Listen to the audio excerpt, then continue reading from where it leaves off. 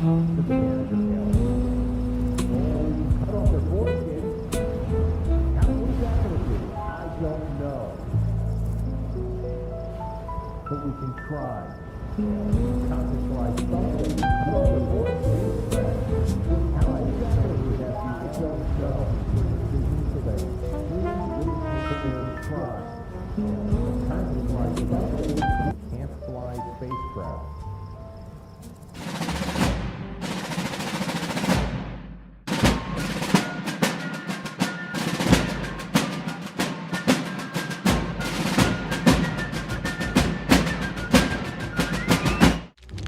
You let one ant stand up to us, then they all might stand up. Those puny little ants outnumber us 100 to 1. And if they ever figure that out, there goes our way of life. It's not about food. It's about keeping those ants in line. That's why we're going back. Does anybody else want to stay?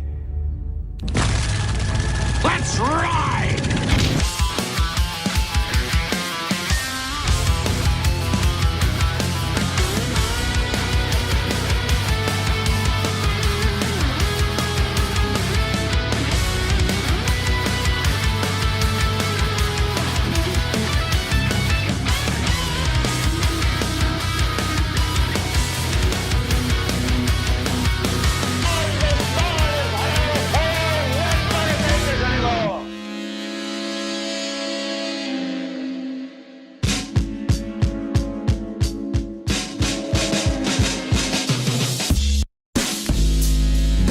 Monday.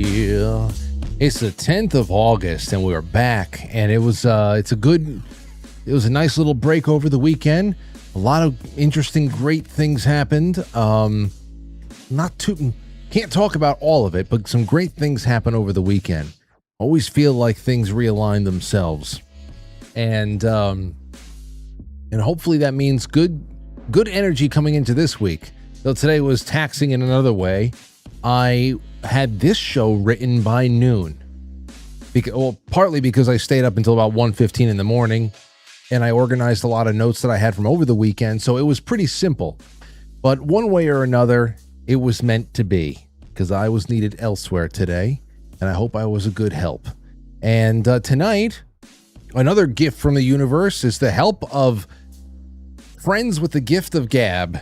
And that is my friend Jay Gulinello. He's hanging out with us tonight. He is a world-class, I'm not fucking around, world-class clinical nutritionist, and he improves a lot of everyone's lives wherever he goes. So I hope you're having a wonderful week so far, Jay, and welcome to the show. I've never been called a gift from the universe. That is a wonderful introduction. You've made enough of an impact on me and my family's life. Okay. I will go to war for you, my well, friend. thank you. I will go to war for you. But tonight, as always, we have too much to talk about and not enough time. Not enough time. Even in the third hour on the flip side, we usually do a third hour on the flip side. I don't know if we're going to have time, but it's going to be awesome one way or another. Yeah. First of all, let me ask you this. One thing that I just started... once Tucker Carlson posted his episode with Hunter Biden, I said to myself... That came out today, yeah?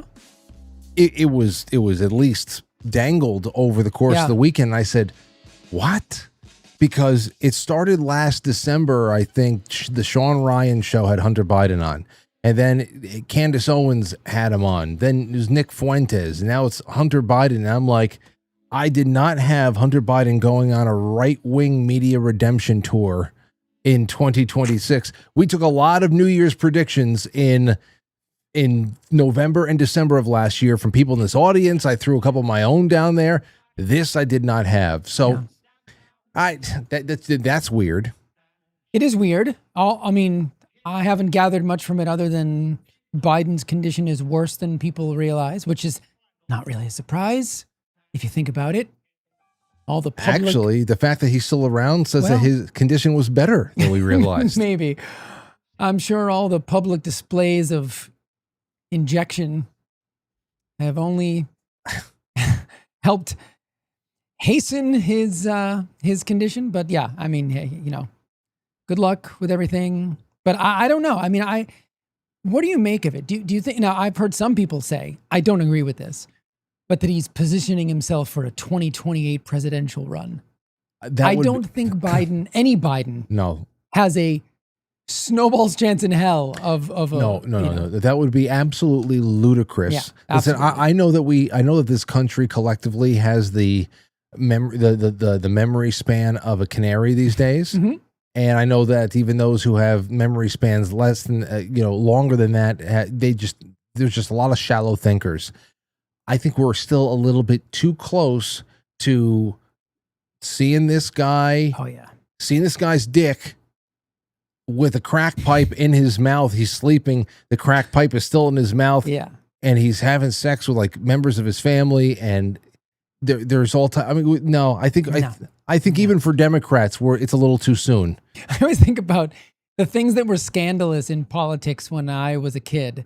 I just always remember, because it's one of my earlier political memories, not that I was super political, but just remember, I think it was, I can't remember if it was George W. Bush or it was Herbert Walker Bush that looked at his watch during a debate, and that was it. It ended. That was like this is outrageous. And you think about where we've gone was that HW? I think that was HW. Maybe the chat can remember, but yeah. So what once was considered an outrageous display of, inappropriate political behavior has now become just a yawn fest compared to what we have today. And the kinds of things that we overlook and just make excuses for. I suppose that just speaks to the sort of hyper-partisan nature of things, that a Democrat could walk into your house and slaughter your whole family and they'd be like, well, but he's part of the LGBT element of the community, so we got to vote for him. Or something, Yeah, whatever. So here's the thing. I wouldn't mind as much if he were, I wouldn't mind it as much if somebody landed Hunter Biden for one of their shows and they grilled the shit out of him. Yeah, how about an actual interview? I didn't watch all 5 hours of one show or the other. I didn't watch Candace, so I'm sure that he got some uncomfortable questions or whatever, but it's just like the whole thing here is that, I mean, remembering that dozens of spooks came out of the woodwork to cover up essentially, for his lifestyle was one thing of it. I mean, the access to information he had no clearance for, the sex crimes, business dealings with foreign spies, the fact that those business dealings much of it were being done on behalf. He was as a bag man for his father. Yep. So it's not a unique life for someone raised in DC in that way. And that's why a lot of people are like, well, Hunter Biden and Tucker Carlson go back a long way. They've talked about this. They've been, because, both of their families came up in that city. Mm-hmm. And that's whatever. But, you just see a pattern here, some big shows just passing this guy around. And it is, they're shows that really do bring on a lot of sympathy, and they to turn him into a little bit more of a sympathetic guy. And I always had sympathy for him. I remember when those pictures came out saying, as bad as this is, and as bad as you look at the emails, you listen to the voicemails, you see the connections that are being made to a much bigger issue, what's going on with this guy and his family. That being put aside, you look at this broken guy. And that's what he is. You look at this broken guy who was once a young, innocent boy who was turned into this. Yeah. And all the crimes that cannot be ignored, put aside for a moment to just analyze the person, you say, what a fucking shame that this would happen to anybody. Agree. I don't want to see anybody in that position. And, Joe Biden plays a big role in that. So I'm going to be very interested because I've been consuming a lot of Tucker's interviews because I find him to be one of the few, I don't know him from a hole in the wall, but genuinely curious person who's willing to talk to just about anybody. Maybe actually anybody.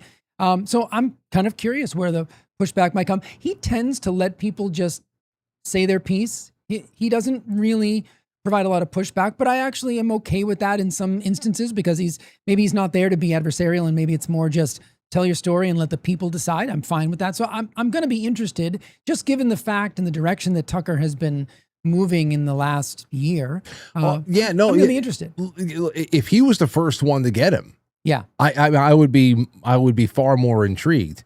But he's like he's like the fifth in line Sloppy now. 15th. It's sloppy and 15th. Seriously, like when he went to go talk to Vladimir Putin, I couldn't have been more excited. Oh, that was amazing. Shit like that. Like I have no problem with people sitting down with people from another world or from another side of the political spectrum or even just the bureaucratic spectrum.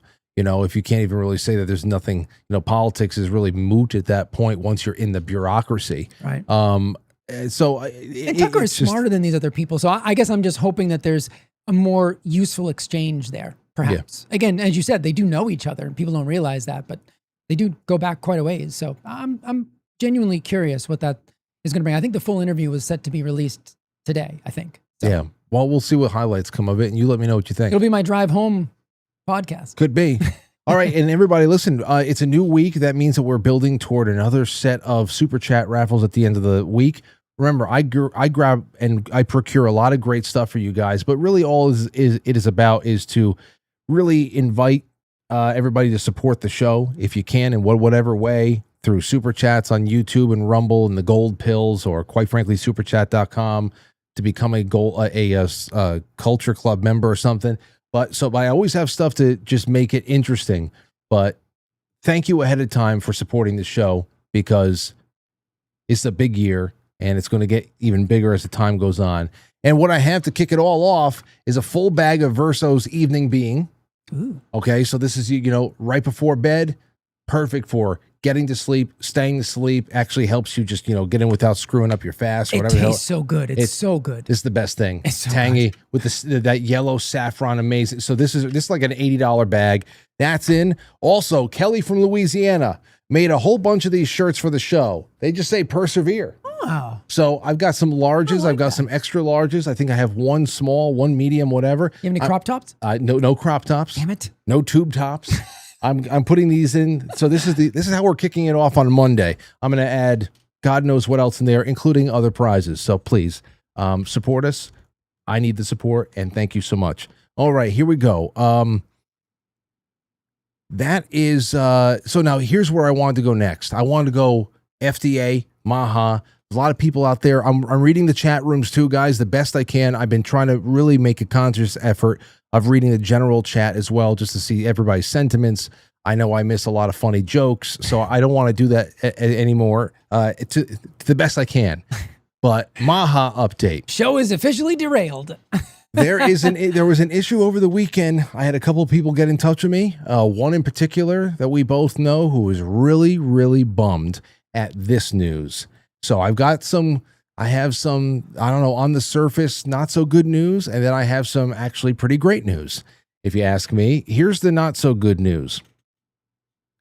Reuters, U.S. FDA approves the first mRNA flu shot from Moderna. Yuck. Okay, so what's confusing about this is that almost exactly a year ago, a little bit more, I think it was August 5th, I went to check, August 5th, 2025, Secretary Kennedy's HHS announced that it was going to wind down the mRNA development program. That's BARDA's development program.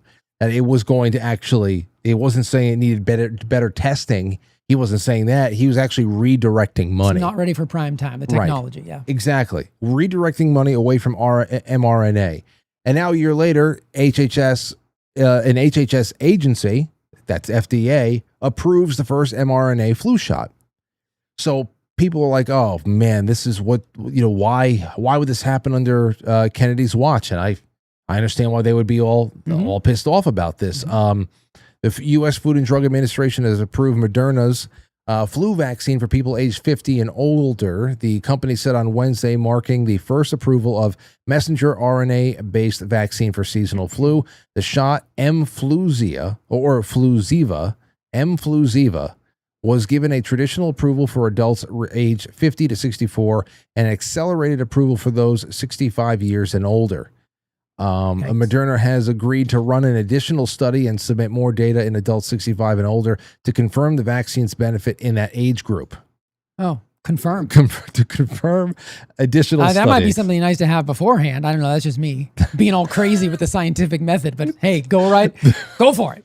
The flu remains a significant public health challenge. Not if you wear a mask. They all disappeared in 2020. This is true. There was no flu. No flu. My doctor told me that directly. Bye-bye. Flu be gone. Flu be gone. Otherwise known as a mask. A bandana. That'll suffice. The approval was based on the data from a late-stage trial involving more than 40,000 adults aged 50 and older, which showed the shot was 26.6% more effective than the licensed standard dose flu vaccine. So again, we're not comparing it to placebo. We're comparing it to another flu shot. Well, let me just pointing that out. And this has to be on the same timeline as all of those text messages I was getting from CVS in 2021. I don't know if anybody else got them, if CVS is the pharmacy, the chain pharmacy in your area. I got at least 2 of them, and then I had to hit the stop thing once or twice. But back in respond? They were saying they were looking for participants in a new study with mRNA based flu vaccines. I remember that. So this has to be what CVS was a part of, and that was 5 years ago now. What outlet was that article from? Was that a news outlet or was that a press release from the FDA? This right here is by Reuters, Thomson Reuters. Reuters, okay. So I'm wondering where they got their copy from, because if you look in the first paragraph, where it says messenger RNA, I'm not seeing it. Right here. Oh, there it is. Yeah. So unless this is a new product, and if it is, then correct me if I'm wrong, but the M, okay, so I actually got in a it wasn't much of a debate. The guy never responded to a PhD on X who said, I can't wait for something along the lines of, I can't wait for all the anti-vaxxers out there to realize that mRNA is actually made in their own body. I don't know what they're afraid of. To which I responded, the M in mRNA that's created in the body is messenger RNA, and that has to do with gene transcription and translation. The M in this, at least in this COVID product, does not stand for messenger RNA. It stands for modified RNA. A massive distinction. I didn't know that. Which is why I Up until this moment, I thought it was messenger. Okay, so this is why I brought that up. And the reason is, not to get into too much into the weeds with it, but you're talking about the differentiation between RNA and DNA. You're talking about a molecule called uridine. And the problem in the body, not the problem, the design in the body is that mRNA is quickly degraded after it delivers its message, essentially. So in order to thwart that, and I pulled up the first paper I found explained this in great detail, which is why I went after this PhD. And I said, I don't know where you got your PhD, but the body does not make modified RNA with a molecule called pseudouridine. It's a synthetic uridine in order to resist degradation, because that's a problem with the delivery system. So this was one of the problems with this from the beginning, that I was saying, well, how do we know when the body, or if the body will ever degrade this? If it turns it off. Exactly. That it was finding the spike. This is about finding the spike proteins? Absolutely. Okay. Yeah. So now you're turning yourself into a spike protein factory with essentially no understanding of what the off switch is. You know, I'm oversimplifying this, but it's extremely important, and it's not a distinction without a difference. It's a distinction. And that's why I asked you if that was a release from a news outlet or from an actual scientific body, because as far as I know, and again, correct me if I'm wrong, maybe they've done some other modifications, but I understand that M to mean modified because of the pseudouridine. And there's a ton of papers on that, because they're bragging about that's the whole point of this new technology. So that's the first thing I saw when you were reading that, and I hadn't seen that article before. Yeah, I don't know where Reuters is pulling it from. The company, let's see here. They reference themselves and other links. Listen, they're accredited news. They would. You're right. I don't know what I'm doing. Just trust them. I should just go. But just get the hell out of here. But okay, so that was asking questions. That was February. We saw the redirecting of that, and now we get this. So people were, admittedly, I don't know how it happens, but we have an FDA that FDA going from refusing to even review the vaccine to publicly retreating from development, and so this was something that confused a lot of people, and they saw it as a loss. And I want to see, I have yet to see a comment from RFK on that. And I think that's going to be very telling and very important. So this was from August of 2025. This is right from HHS. So last year? This is a year old. Winds down the development under BARDA. So, people were thinking, okay, this is great. We're backing off. Yeah. And it could also just be that the government should not have any hand in doing. Now, the FDA is something totally different. Right. The FDA is something totally different. Even if somebody else develops it, the FDA should, if it's going to even pretend to be a useful public service agency that's there for the public good, then there needs to be some kind of evidence that they're going to be doing something that's going to help people down the line. Sure. People who are not going to go into scientific literature like you and hope that there's some kind of a firewall of benevolent government servicemen, scientist types that are going, and not bureaucrats who have already, there's generations of examples of FDA officials just bartering with former colleagues, and it's just. Then don't you have to wonder if, I would hope, but I was arguing with a PhD on this, and he didn't know, or I shouldn't say that. I actually asked him the question, to which he did not respond. I said, are you actually this dumb in real life? Meaning, are you intentionally lying to people, or do you not know that this is not messenger RNA from the body? Do you not know that? And of course, he didn't respond. So I don't. Click. But I'm sure he probably blocked me. But that raises the question for the audience. It's like, if a PhD doesn't know this or is intentionally obfuscating, then what about people on the board that are approving this, or the people at the FDA? Maybe they don't know. It's frightening to think that they wouldn't know a very simple fact like that. But I would like to hear from RFK on this topic right now, because I can't imagine he's too happy about it, but I don't know.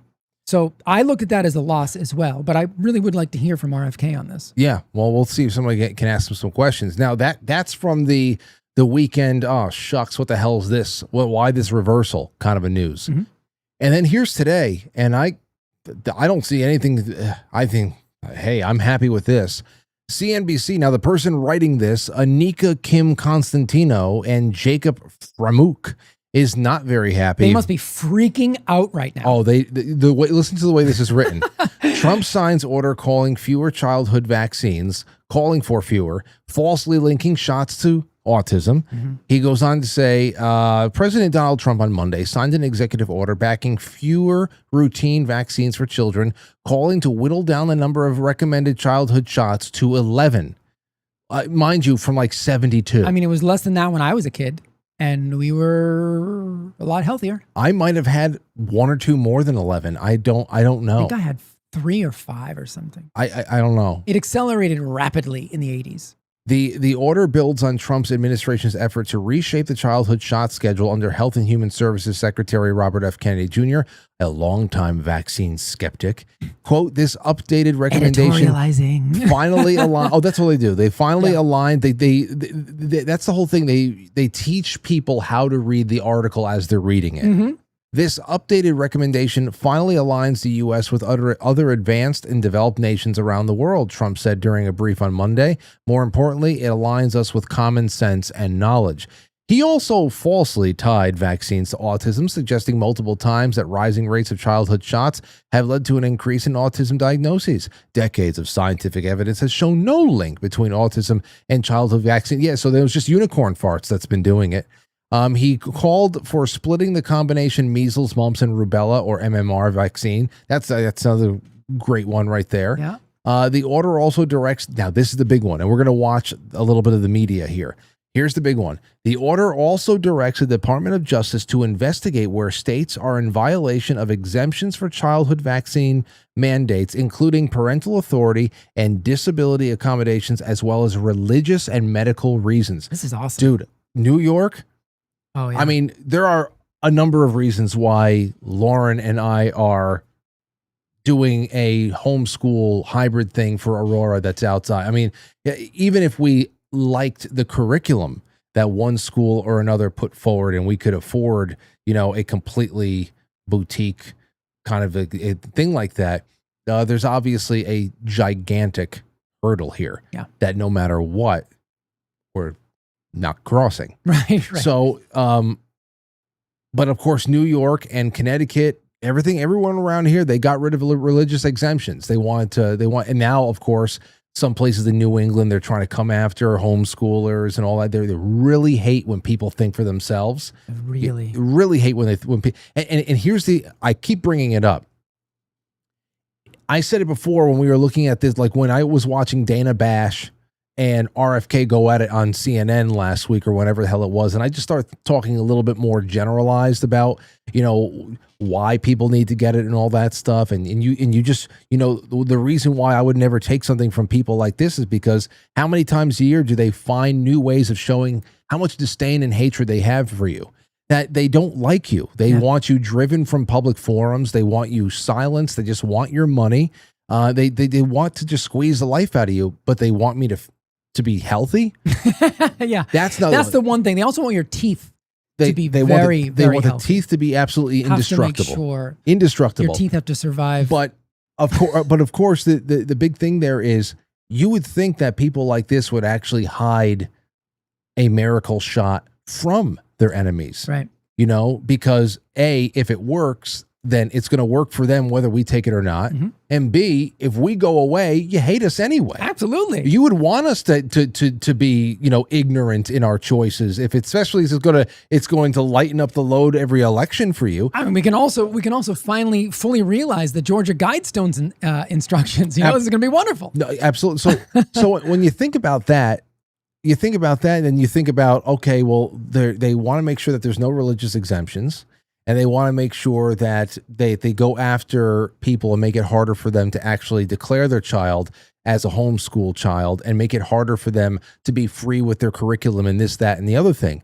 Then it just reminds you over and over again that they are very, very concerned that there is going to be a much bigger and faster growing contingent of people who just don't see things their way. And once those people have big, large, healthy families and they are thinking freely and they are starting to become a voting age and they actually start running for office, I mean, they start becoming a little bit more. You think about how the Amish, it's a different kind of replacement theory. Seriously. And that's it really is, I believe, one of their mechanisms for keeping the replacement theory in check is I think education. Modern medicine is a big part of keeping families small and kind of sickly. Yeah. Well, sickly is, I just in what I do during the day, I see younger and younger people in a way that it's just unfathomable how people have gotten to the positions they're in. But it really isn't once you start to deconstruct everything, Yeah. So here we go. This is the scene from the White House.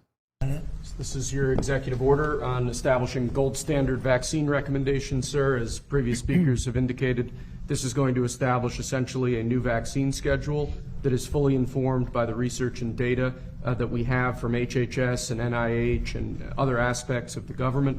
It also takes a very hard line on some of the more paternalistic issues that we've been talking about here, sir, in terms of infringing on parents' religious liberty or really just parents' ability to make decisions for their children.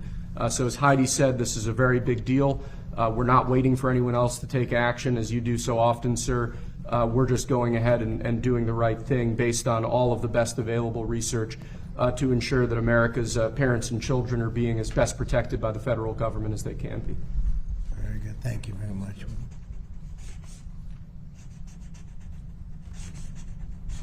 So Jay Bhattacharya is there, head of the NIH, and then RFK Okay. on the president's left. That's a big one in my book. It's a huge one. It's a huge one. Now, so at least we're going to have it for the next 2 years.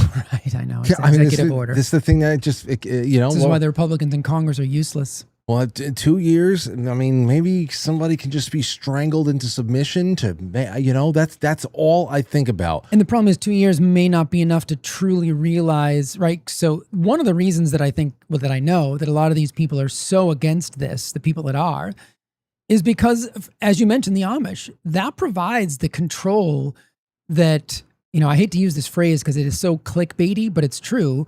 The control that they don't want you to know about, because the Amish show us what proper nutrition, proper education, a completely altered, forget about, vaccine schedule, but just the way they partake in health in general on so many levels. They are not the exception to the rule.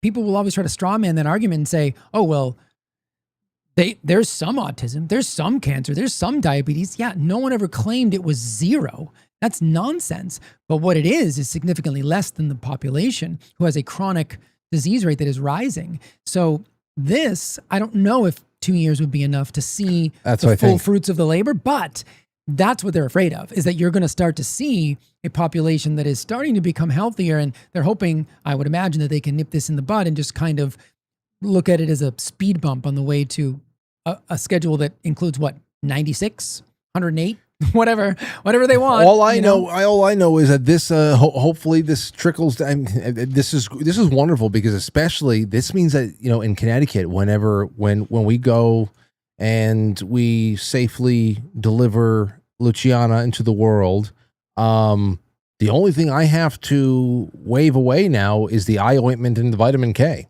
Yeah, because the Hep B has already been that was taken off of the CDC recommendations, I think months ago or last year or whatever. I'm already going into this a lot lighter hearted than I was. It's a good time to have a baby. Oh yeah, quick, everybody, quick, start humping. It's only Monday, but it doesn't matter. Be pregnant by the end of the week. By the end of the episode. You could. Just keep us on in the background. Anyway, that's any way you can get it done. Romantic music. Just get it done. To the Jay and I talking about vaccines. Yeah, I mean, look. People used to sit there, it's going to be a nice night. I'm going to wine and dine my wife. I'm going to put on some Barry White. And now you listen to Quite Frankly. Yeah. And we're talking about nonsense in the background. The end justifies the means, though. Yes. We say something ridiculous. We ruin the mood. Totally. Hey, I gotta throw this out, though. This is related, but a little bit more off course. And it's gotten me pissed off because it directly impacts me. The FDA. This is all about me. Yes, this is. And also some people who I recommended these products to. Oh. Now, whether it's FDA related or not, I have to assume it is in some way, that these companies are given loopholes to do shit like this. But I am pissed. I saw this and I keep seeing it now. And I've confirmed that I think this is all true. This is on Instagram. Oh, no. Avocado oil has a problem. 48 out of 54 products failed UC Davis authenticity testing. These avocado oil products likely contain seed oils. 93% of chips failed. 71% of mayo failed. Right up there at the top is the Boulder Canyon chips that we have eaten pounds of. Oh, the other two I consume. Bro, then look at this. The Chosen mayo. That's what we replaced our Hellmann's with. I know. And Primal Kitchen is the same thing. Years ago, man. It's so here we are thinking that we had been cleaning out our cupboards, and this whole time I don't know.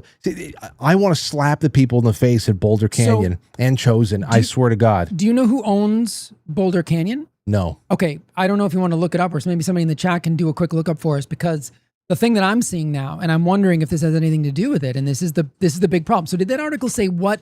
So they were testing for avocado oil. It's owned by Utz.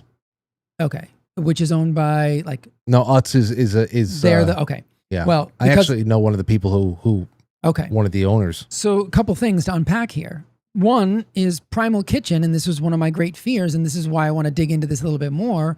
Primal Kitchen was started by Mark Sisson, independent little company. Well, I don't know, a couple years ago it was bought by Heinz. So now the label hasn't changed, but the question is the avocado oil? And that's what I want you to, in that article, did they say that it just didn't test as avocado oil? Or did they say what it did test as? All right, hold on. Let's just get back to it. Okay, because the other brand, Sieti, which is another great brand, a family-owned brand, non-seed oils, they were purchased last year by Pepsi. So I'm wondering if this is a problem with these boutique truly health conscious brands like Primal Kitchen and Siete, they get bought by massive conglomerates with the idea that you should still keep the product the same because that's the niche market that was created by the product. Well, these passed. These are the ones that passed. Okay. Brags. Okay. I can't believe that actually still passed. Yeah. Because I know they got bought by Katy Perry. Torres, okay, so we're gonna have to look any into of these that. other brands. Olive oil, I guess tallow and olive oil. I'm gonna have to look into all these. Grazia mayo. I'm gonna have to go into that. But still, here's slide 5 is crazy. Why does this happen? Let's go to slide 5. I want to know more about the testing. Okay, Kraft, here you go. Yeah, see, Utz private equity was chosen, and Pepsi. Yeah, I told you. Yep. Clean swaps. That's so everybody. There you go. Masa chips are amazing. They're expensive. You brought those over. Yes. Everybody, just delicious. take a screenshot of this in case you use the Boulder Canyon and the Chosen Mayo or something like that. Take a screenshot of this or whatever. I gotta tell you, Jay. But this is the process that we have to go through. And here's the thing, Frank. I'm sorry to cut you off. The process is never ending. I always say that health is an active pursuit. You cannot lock onto one product and then just call it a day and say, well, I did my homework. You can't even do it within the brand. I've told this story many times. There are chocolate manufacturers out there that will make a great chocolate. And I know Justin would probably say it's not that great of a chocolate, but just forgive me for the sake of argument. But within the brand itself, depending on the flavor, they will put go to Yes Cacao, because Justin will always take care of you.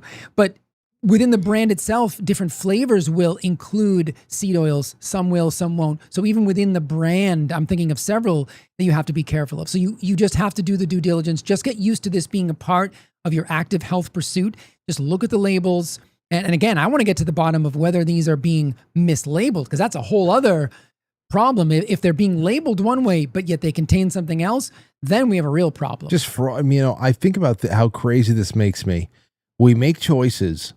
The marketplace shows that we are willing to pay a little bit more to get something clean. And shouldn't that be isn't that the definition of a free market? Exactly. So instead of just giving it to us, they lie. Just market up $5 more. And if that's what it is, then make us think about, okay, am I going to budget for the best? It's $5 more. That's what it's costing the company. They need to create a profit margin, whatever. Fine. I would gladly pay it. Whatever. Yep. Or at the very least, we don't buy the chips every month. Right. Maybe the month, every other month, we buy a couple of bags of chips because they're just getting too expensive. But at least we know they're clean. Yeah. It's like when people are saying, "Hey, we want something that is unlike everything you're doing. We are willing to pay." Then why the fuck don't you just do it? I mean, we all, and it's just crazy. Instead, they just lie. And all we can do is read labels. I don't have these. That's the whole thing here. What they're saying is this. Companies don't care or they don't know. Checking out the avocado oil price thing. So what they're saying is that UC Davis tested avocado oil products in 2026, applied food. Lots of the ones that they bought failed. They were compositionally inconsistent with pure avocado oil. The fatty acid and sterol provided profiles pointed to blending with cheaper oils like canola, safflower, or soybean. Okay, so that means likely that so avocado oil is mainly a monounsaturated fat. So that's what they should find. The fatty acid profile should be that of a monounsaturated fat. What it sounds like to me, if they're naming those other oils, that what they're finding is less monounsaturated fat and more polyunsaturated fat, which would be consistent with a safflower oil, which has an extremely high polyunsaturated fatty acid content. And the reason that matters is that the difference between a polyunsaturated and a monounsaturated are the double bonds in terms of chemistry. Mono means one, right? Poly means many, and it can have many depending on the oil. And those double bonds matter because they are susceptible to oxidative damage. They can be damaged by light, they can be damaged by heat. And if you're making things like chips, they have to be heated to some degree. Well, but Jay, the whole point here is that normal, ordinary people like me who aren't trained like you, we can learn to read food labels easily. Right. But I don't have no fucking chemical tests at home. We can't test things chemically once we get home. If it's not on the label, I can't test them at home. I can know, just crazy. I can know theoretically, but again, how would I still have, I have a jar of Primal Kitchen Chipotle mayo in my refrigerator right now. Got to give your damn potato chips a PCR test. I'm throwing it over my balcony tomorrow morning. It's even the smash it on the curb. Even the pigeons won't touch it. No, they won't. Oh my gosh. Yeah, that is infuriating if the labels are not accurate, and something should be done about that, without a doubt, because that's the only tool we have as consumers. Because you're right, I have the biochemical knowledge to do that. If I could run a fatty acid profile on all my food, I could tell you what's in it, but I can't do that at home. So even someone who has the education that I have and the background that I have, I can't know if it's not on the label. I can't know unless I send all my food off to a laboratory to be analyzed. It's ridiculous. I know. So just before you eat it, right? I'm gonna make a burger, but I'm gonna send this off to the lab, and I'll just have to wait a few weeks before I can take a bite. I know. It's ridiculous. It is infuriating. Some other night, we're going to have to talk about the organ harvesting thing there, too, because that happened recently. I saw RFK showing up talking about how that one particular organ harvesting group in Kentucky was decertified after tons of revelations of how donors weren't even dead. That's crazy. Whatever. And he appeared with some witnesses and one woman who told the story of her brother being actually maybe almost like, in a state of almost like paralysis, but consciously aware of them coming to cut him open and take stuff from him. And it's just, this shit is nuts, man. Yeah, I'm telling you. We could definitely make a whole episode of this, because there's a doctor, I saw an interview with him. It was a very informal interview. It almost seemed like he was at a restaurant having lunch. Quite literally, he had like a bowl of soup in front of him in this interview, and he was accosted by 3 independent journalists or concerned citizens. A very, very accommodating guy, and he sat and talked with them, and the interview was 18 minutes long. His name is Paul Byrne. He's a doctor. He's one of the main advocates for the fact that he wrote a paper called "Brain Death is a Mendacity," basically saying we don't have the tools necessary to truly understand what brain death is. And he goes in this paper and talks about a personal scenario that he had with a young infant who was declared dead, and he decided that he was going to continue to work on resuscitating this baby. I actually have the thing right here. A formative experience he often recounts. In 1975, a premature infant under his care was labeled consistent with cerebral death, flat EEG. Byrne continued aggressive treatment. The child recovered, later married, and had children. And he has cited this and other recovery stories as evidence that the diagnosis can be wrong or premature, and that irreversibility is often a prognosis rather than an absolute observable fact. And he believes that this is because of the organ procurement industry. Like we always say here, once an industry is built on a problem, the problem no longer now is desired to be solved. Yeah. The problem just facilitates the continuation of the industry. So if you want to go watch, you can type his name into a search engine, Paul Byrne, MD, and brain death, and it'll come up. And it's a fascinating interview if you want to watch it. I put it into the chat rooms. I said, hey, do we have any organ donors in here? 1 for yes and 2 for hell no. And that changed my mind about it, because I no longer seen only smattering of ones. Yeah, I no longer trust the institutions. And he goes on to say, obviously they want organs from children and young adults, like really, like he's saying children up to about age 30. So, they're less concerned with organs of older people for obvious reasons. But and the interview is just an eye-opening tour de force, because this guy has a ton of experience. Again, he's not just like some random guy. He's a neonatologist and clinical professor of pediatrics at the University of Toledo College of Medicine, and a past president of the Catholic Medical Association and founder of Life Guardian Foundation. He's devoted 40 to 50 years in medical journals, books, interviews, talks, and advocacy work for this, saying that we don't have the ability to really understand what brain death is, and it's problematic. Yeah, like everything else. Yeah. Anyway, at least we have a lot of non-donors out there. Hey, listen, guys, if I need an organ, though, would you at least give one to me? Yeah, the special. How about this? Quite frankly, case. Maybe that'll be a new Patreon tier. We'll just an organ donation tier. That's a good one. That's a good one. that'll That'll be a $50 Donate your month. organs to Quite Frankly. And you know what? It's just like you'll get it from somebody in the audience. Oh my gosh, can you imagine how? Oh my! Somebody out there definitely has a organ donation tier on their Patreon. Maybe I see. Even if I put something in there and I just jokingly called it organ donation tier, I wonder if it would get flagged. Oh, could. They actually would think that I was creating some kind of a black market, and you're infringing on the actual black market. Oh God. Okay. Now I got to switch gears. Hold on, but before you do, I just want to say one last thing, because when you said this story to me, I was like, I want to pull it up in something like, in just some regular news outlet to see how they were going to cover it. So USA Today covered that story, but at the bottom, it's just really funny. Secretary Kennedy has acted to decertify our program, this program in Kentucky that serves 7 million people across 4 states.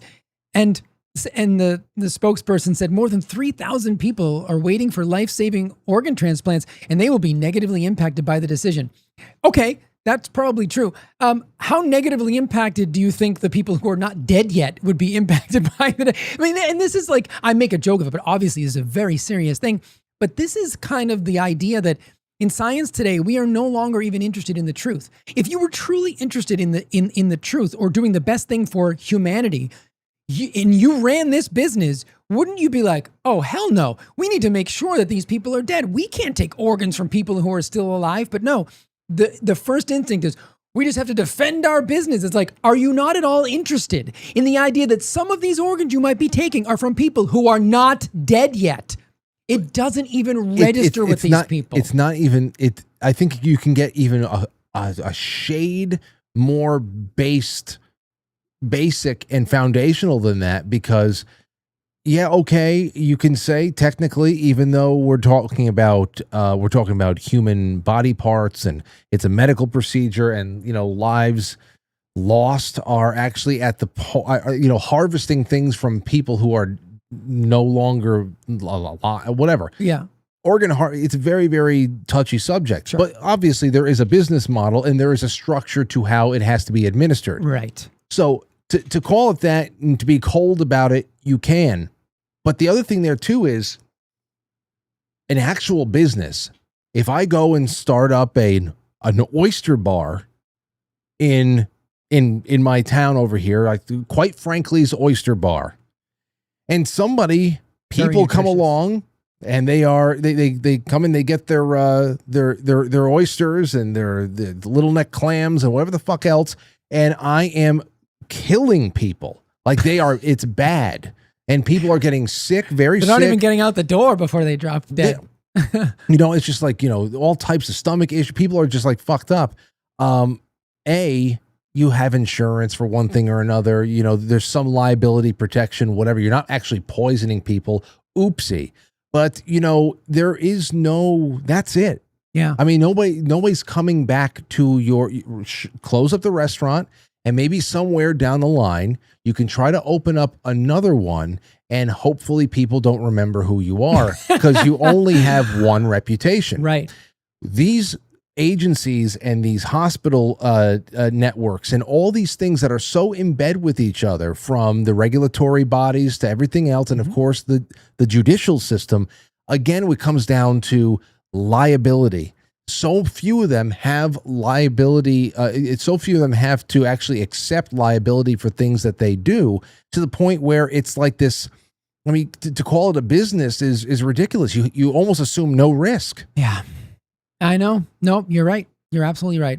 I just, it's that fine line between regulation, overregulation, but clearly here, all that matters to me is the truth.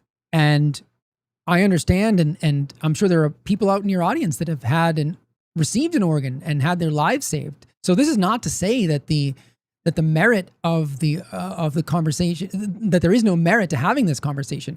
But for the love of God, we need some rigor in the science here to really kind of understand what we're dealing with. And people like Paul Byrne constantly, like in every other field, like in cancer or anything else, again, once the industry gets rolling and you speak up against the status quo, you are immediately cast aside. I'm writing a Substack on something similar to this that's coming up in a couple of weeks on Occam's razor and how I think that's so misapplied today that it tends to disable critical thinking. And here people want to reduce this to the simplest fact of, well, what about all the people that are waiting for organs? Well, what about the people that shouldn't have their organs harvested? There's another side to the argument. And I just think it was hysterical that, of course, I was looking for this when I went looking at USA Today. I pulled up the first mainstream article, and this is the angle. Well, this is a problem. RFK's a nutcase. He's taking away our vaccines. He's taking away our seed oils. Now he's taking away our organs. And it's like, my God. He's an HIV denier. I mean, it's just. He's an HIV denier too, you know? Yeah. It's just, he talks too much about the party scene. Poppers aren't a problem. No. It's just whatever, man. I'm glad we deconstruct this here, though. I mean, I think it's really important to have these conversations. Well, you listen, and before we move on, because, we're talking about business models that actually have to assume responsibility. That's a great segue for the WNBA, and we're going there next. But here's one more just good thing that has happened in the last week. Connecticut Children's reaches agreement with the DOJ to end gender-affirming care. Thank God. The U.S. Department of Justice announced on Wednesday that Connecticut Children's Medical Center has reached an agreement with the federal government to stop providing so-called sex changes to minors. The agreement includes a commitment by Connecticut Children's to not provide puberty blockers, hormone therapy, or any kind of surgeries to patients under 18. The DOJ also said that the hospital agreed to pay $500,000 to former patients living with the harmful consequences of the so-called care. I can't even believe we're still using that word with it. It's NBC Connecticut writing the article. Yeah. So they're not going to break from the nomenclature, the vernacular. That is 1984. That is Orwellian. That is the true definition of Orwellian, the manipulation of language. Right. So that's, anybody reading this who is uninitiated and is just doing the thing. All these children are losing care. But why? Gender affirming care.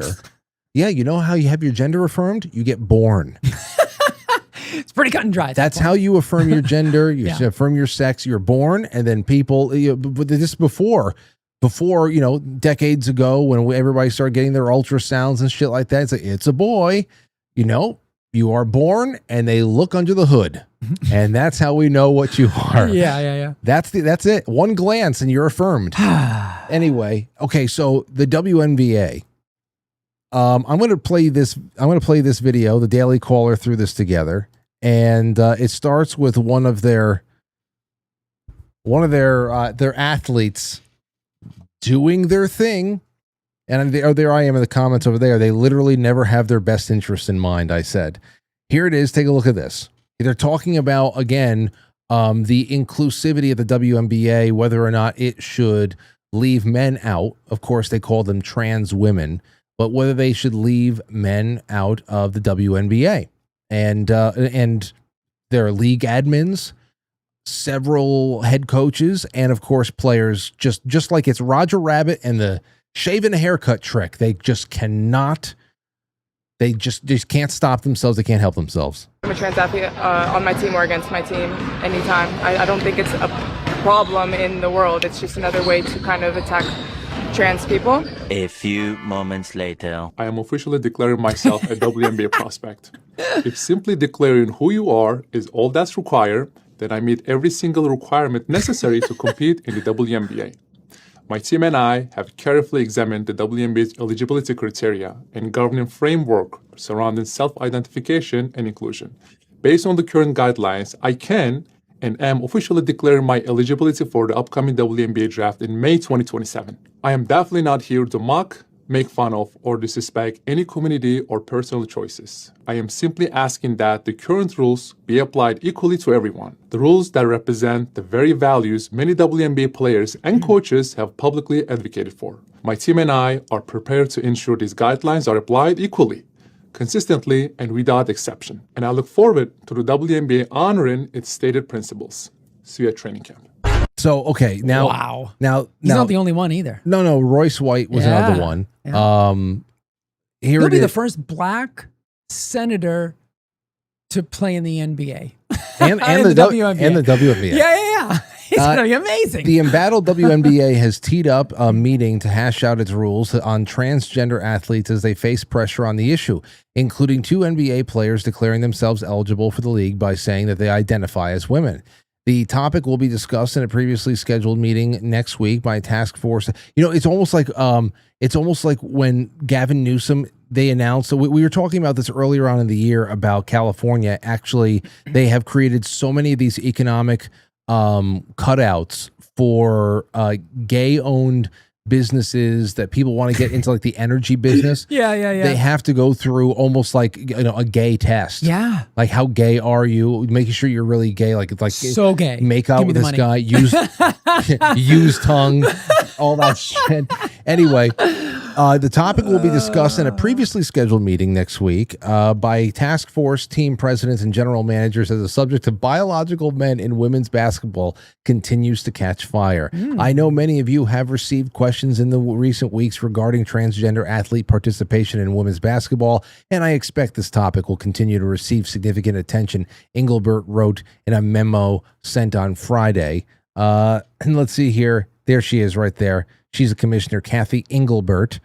I want to reach out to share how we're approaching these conversations. Let me tell you something. As somebody who had to suffer under the management of mostly liberal women at a gym, the problems, the non-issues that they elevate to to like 5-alarm fires that they then dedicate grueling months of attention to try to solve these issues that they made up out of thin air. And of course, the crazy part about all this stuff is that the men who are declaring their eligibility are actually more pro-women than the league admins, the coaches, and some of the players. They're completely, because they're absolutely paralyzed by politics. Right. They're because they lose no matter what they do here. I know. Which is I can't believe this didn't happen sooner. And we used to make the joke about this that like LeBron James should declare for, and now it's actually happening and they're going to lose, and it's going to be, and this is necessary, unfortunately, to put on display the absurdity of what they are demanding that we accept as reality. Here, Engelbert further wrote that the league will, quote, always approach this topic thoughtfully, respectfully, and in alignment with the longstanding values of our league. Okay. What's the longstanding value outside of it's a women's basketball league? Second, you tied yourself to this wagon. The second, our player eligibility rules, unlike the eligibility rules of some other leagues and governing bodies, are collectively bargained. The league's collective bargaining agreement states that only players who are women are eligible to play in WNBA, but it does not include any more specific language about gender identity or sex assigned at birth, which is that is mid-wit nonsense talk. Interesting. Changes would force the league to scrap these rules or come up with some kind of definition of women that still allows transgender athletes to compete. Oh boy! Here comes the pretzel logic. You know who they're going to bring in? Who?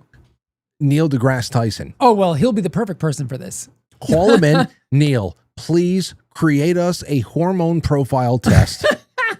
No one can bastardize and piss all over science like Neil deGrasse Tyson. Please make us a hormone profile test. Yeah. Everybody's got, so we can actually, even because then they'll be like, this is great. We can exclude some women who have too much testosterone. Of course. Did you see the video? I don't know if it's. It's funny that you're bringing this up because now I'm just remembering a couple days ago, maybe over the weekend, I guess, I saw a video of some French male basketball player who looked like a guy playing in a women's league in France, and I think they were talking about him declaring himself for the WNBA, and I was like, I mean, that dude, it was almost like as if one of these NBA players actually made it to the WNBA, and what a complete farce this would turn it into. But this guy from France looked, I mean, I can't believe they let him play women's sports.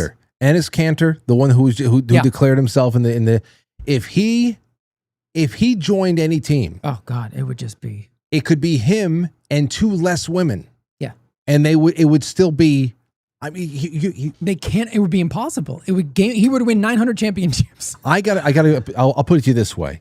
I mean, I got a lot of thoughts on this because the WNBA, I think the first official season was in the late 90s. So I think it's like 30 years old now. Okay.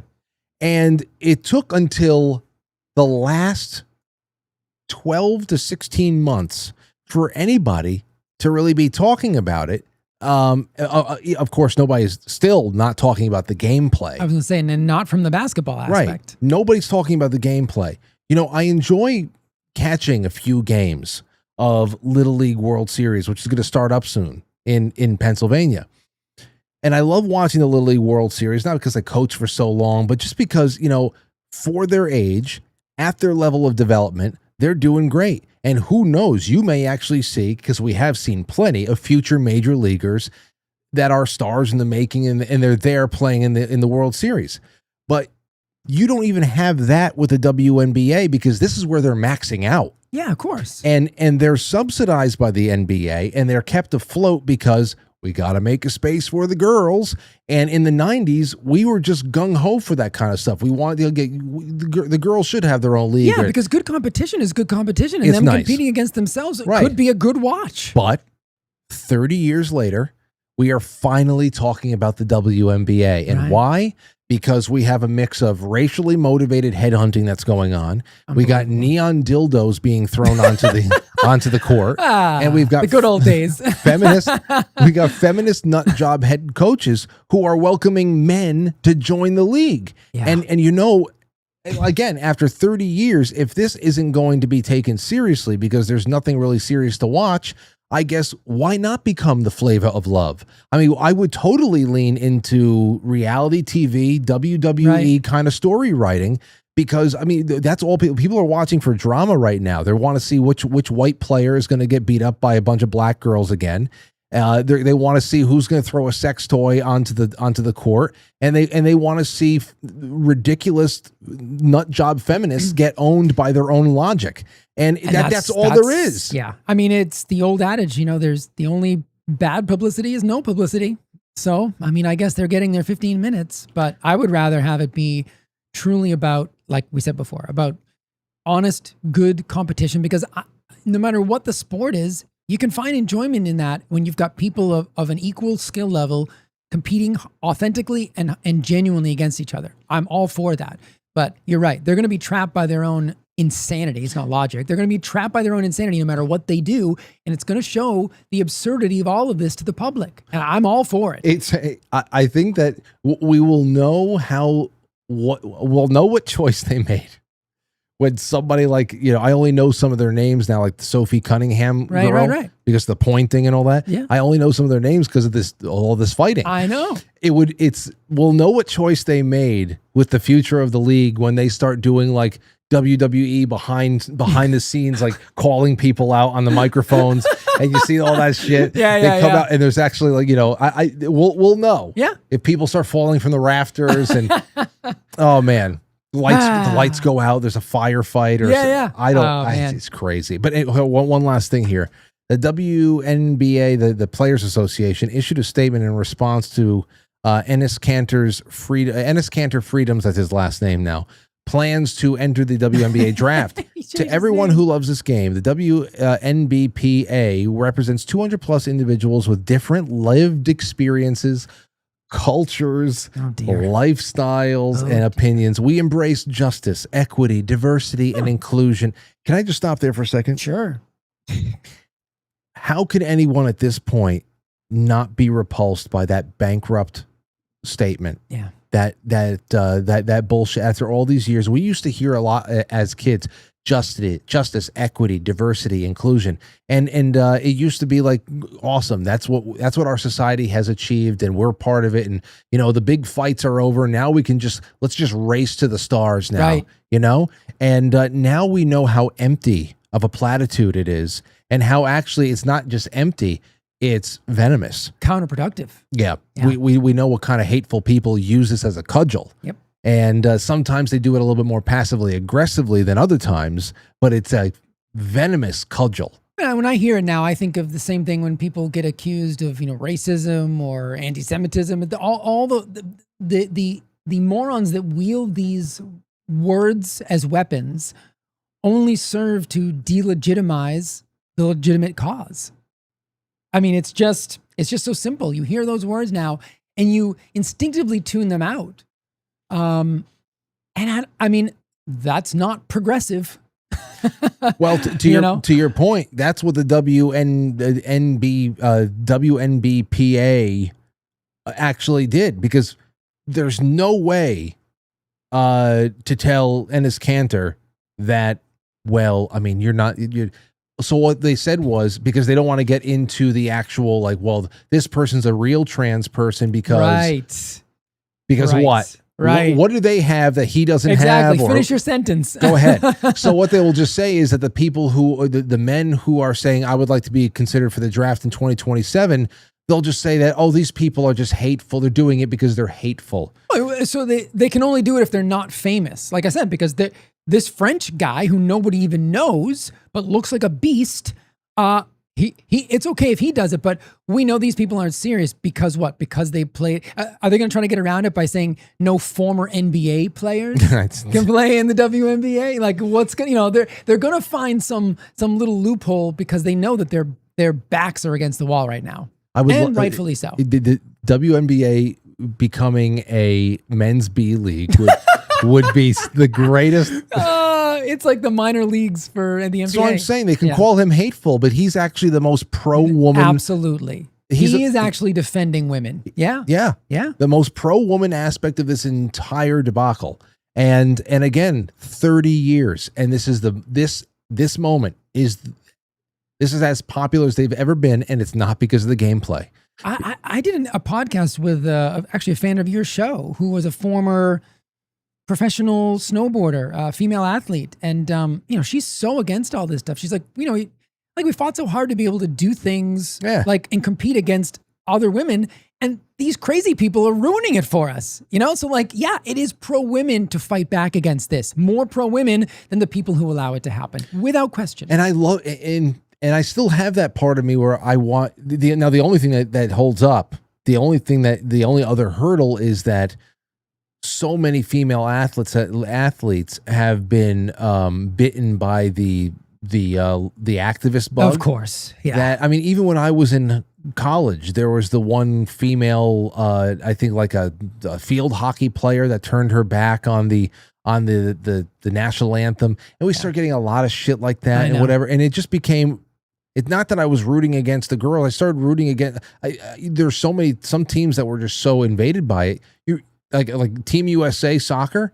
I'm sure there's a couple of very patriotic girls on Team USA soccer. I don't speak up though, please. Yeah. I wanted them to lose everything. I know. Just because the main, the one I only know her name because she became such a wretched, hateful woman. I can't even remember her name now. Good, I guess. The purple hair. Yes. Yeah. Yes. Just like an unlikable figure. Who wants that? You're not doing your sport any good. So I mean, that's why when I watched the Olympics, and I was telling people, I gave my little like sporadic Winter Olympics reports back in February, and I just, whenever you felt like especially, I mean, I just love watching people from all over the world do their thing. But especially when you hear like these like American girls, or even just the American guys, girls, whatever. But there was a couple of American athletes. Some of them, one of them was a skier. A few of them that were so good, but they were also so humble, and they love the country so much. They love their family so much. You can see how much it meant to them. Mm-hmm. I'm just like, not only am I rooting for them for all the other events, but I'm just rooting for them for life. And that's just... When I was a kid, I remember, I think I fell in love with every single member of the women's gymnastics team as a kid watching them. Like, it was just wonderful because none of this BS existed. And now it does, and it ruins so many things. So many things. Well, this is going to actually tie into what I have in the second half. But first, let me just read through some super chats because a lot of people start commenting on this. Let's see here. Winard Air Shows on YouTube says Kevin Durant to the WNBA next chapter. All the retired the retired NBA guys, they can come back and they can play into their 60s. I want to see Larry Bird out there. I would love to see, dude. Michael Jordan can play until he's 75 in the WNBA. Yeah, totally. Until he's 75. Career resurrected. Rev Rev says Michelle Jordan may get me to watch the first WNBA game. Yeah, go. Michelle Jordan. Yeah. Bring him on. Oh, them. Katie Sky from Texas says, wrong, Jay, talking about Royce. He'll be the first black female senator to play in the WNBA. Yeah, I could get in trouble for that. I think I misgendered him. You Her. would? Damn it, I did it again. This is contractually obligated to get it right. I can't win. It's like when I hear people, these sportscasters, especially when football season rolls around again, and people still slip and they call the Commanders the Redskins. They're always going to be the Redskins to me. They're always the Redskins, and if that was my job and the screws were put to me, I would never say anything other than Washington. Yeah, me too. And Cleveland. And Cleveland for MLB. I would. The Guardians do not exist. Cleveland is coming to town. Exactly. They're the Indians to me. I went and I bought myself a Cleveland Indians Chief Wahoo hat before that awful neutering change. Yeah. They will. Okay, everybody in Cleveland, I'm sorry it happened to you. Yeah. But I'm. Oh, don't worry, dude. I was worried during the I'm telling you, I was worried during the Biden administration that I was going to lose my Patriots because you can't be a patriot. That's that's hateful. You would have been, I don't know. I don't even know. But I was legitimately wondering about that. You can't be the Patriots. That's awful. They're still coming at. Well, you still have the Braves that people. I don't think they're going to touch Chiefs, them. The Kansas Chiefs. City Chiefs. Yeah. That's tough. Anyway, I mean, their owner did it. He should have just never caved. You cannot cave to these people because there is no. We said this before when it came to like Joe Rogan. If you apologize to these people, they will only want more. No matter what you give them. If you give them your firstborn, they will want your secondborn. There is no appeasing these people. You just have to stand your ground. That's it. Yes. Everybody, do me a favor, like this episode, leave a comment if you're watching this after the fact. There is a live chat room poll on right now for people who are watching this live. I'm going to get to that right now. The live chat room poll says if you can send, and this is what's going to be part of the. Sorry, I had a little ice. There's ice in my water bottle. I thought that was like a demon. It's like a screeching demon. Holy shit. Okay. I'm looking around. I just freaked Frank out. Apologies. It's ice in a thermos. Anyway, so I have here, and this is what's going to be coming up in the second half because I have a video that Jay and I are going to watch that I think a lot of you are really going to get something out of. But the chat poll right now says if you could send one note back to yourself, your old self, I say about 18 or 20 years old, what would it be about? And I gave you just in this here, the multiple choice, I gave you what would it be about the things that are coming, career, relationships, or money. Right now, with about 300 votes in, which I know we can do at least triple that, relationships have come in at 35%. So people want warnings about relationships. They even want maybe the ones that got away or time spent on someone who ended up being bad for them. I can just imagine what those are. Understanding what's coming, world-changing events, things like that. That's 33% right now. Money, 22%. And then career, only 9%. And for a while there, I think for the first maybe hour or three that this was open, career was 0, which I thought was really awesome because I love that a lot more people. I'm glad that relationships are the tip of the spear there. Yeah. Anyway, that's so we'll see that. We'll end that later on. And I have something from the community poll that we're going to do in just a little bit. We got a lot of responses to that. But first, let me just remind you that my wonderful friend and partner, Molly from KetoBrainz, set up a wonderful August special for everybody. Everybody, there is a health stack that I have built for myself that I truly love, that I use every day. It consists of the creamer, the nootropic creamer that is just wakes me up in a way that I can't get from anything, because I just don't like eating breakfast anymore. So there is that. So I just love whenever I break my fast, I break it with a nice cup of coffee and these incredible flush with ketones and lion's mane and all this other stuff. And it just tastes so good because of the MCT coconut and it just has just a hint of summer in every damn cup, whether it's hot, iced. Lauren, in her pregnant state, puts it into her yogurts and her cottage cheeses and everything else. I gotta try that. In yogurt and protein shakes, it is just incredible. Yeah. But I don't even dabble with that shit because I love it in the coffee. I know. I've never done anything else because it's so good in coffee, but I'm gonna have to try that. So Molly set this up. It's KetoBrainz.com. This is the August one. You're going to be getting with every order. You're going to be getting stickers and the refrigerator magnets for the 250th anniversary of America. And then here is the prize package. Again, you're getting a red light face mask, a Darth Vader mask, keto, more KetoBrainz bags, the coffee. They actually have a coffee that they throw in there. The jar, the spoon, the mug, the blender, the nattokinase, and the BPC 157. Get the natto. That's it between that, the natto, and the bone broth. That's my daily stack, guys. Everything else I try to take directly from Whole Foods. I have like a beef liver supplement and, NAC and bromelain and all that stuff that everybody, I think, picked up along the way after COVID. But this is it. Oh, and for the next 20 days, Molly sent this to me. For this week, the first 20 orders that come in, she's going to throw in samples of pluck seasoning and the cacao ketone samples. So not only are you getting great products, you're getting in on a raffle for the end of the month, but the first 20 orders this week are going to get samples for the pluck and the cacao ketones. So It's essentially like chocolate milk. It's good. You gave me a sample pack last time I was over doing one of the cooking streams. Yeah. I'd never tried it before. Very good. No, it's fantastic. Very good. And I'm just happy. And thank you again, Molly. It's been really, really a life changer. I'm putting the link in the chat.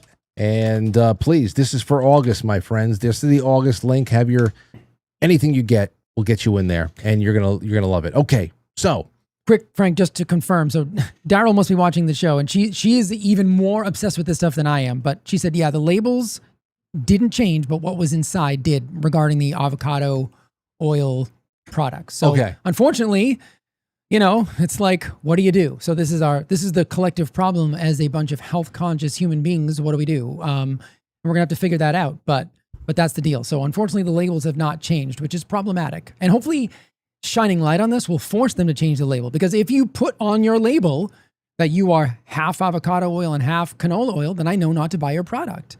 But if you're telling me it's avocado oil and it's cut with safflower oil, that's a pretty serious problem. And like you said, unless you're a friggin' chemist in your kitchen, you would have no idea. Just go for it. It's I know. That's the whole thing. Like, it gets me so pissed off. Like when around COVID, around 2020 into like 2022, we started having a lot, obviously the recessions, depressions, whatever the hell. It was probably full on depression, but the quantitative easing, they just pump billions in and it's funny money. And they say, oh, well, the stock market's doing great, so we're fine.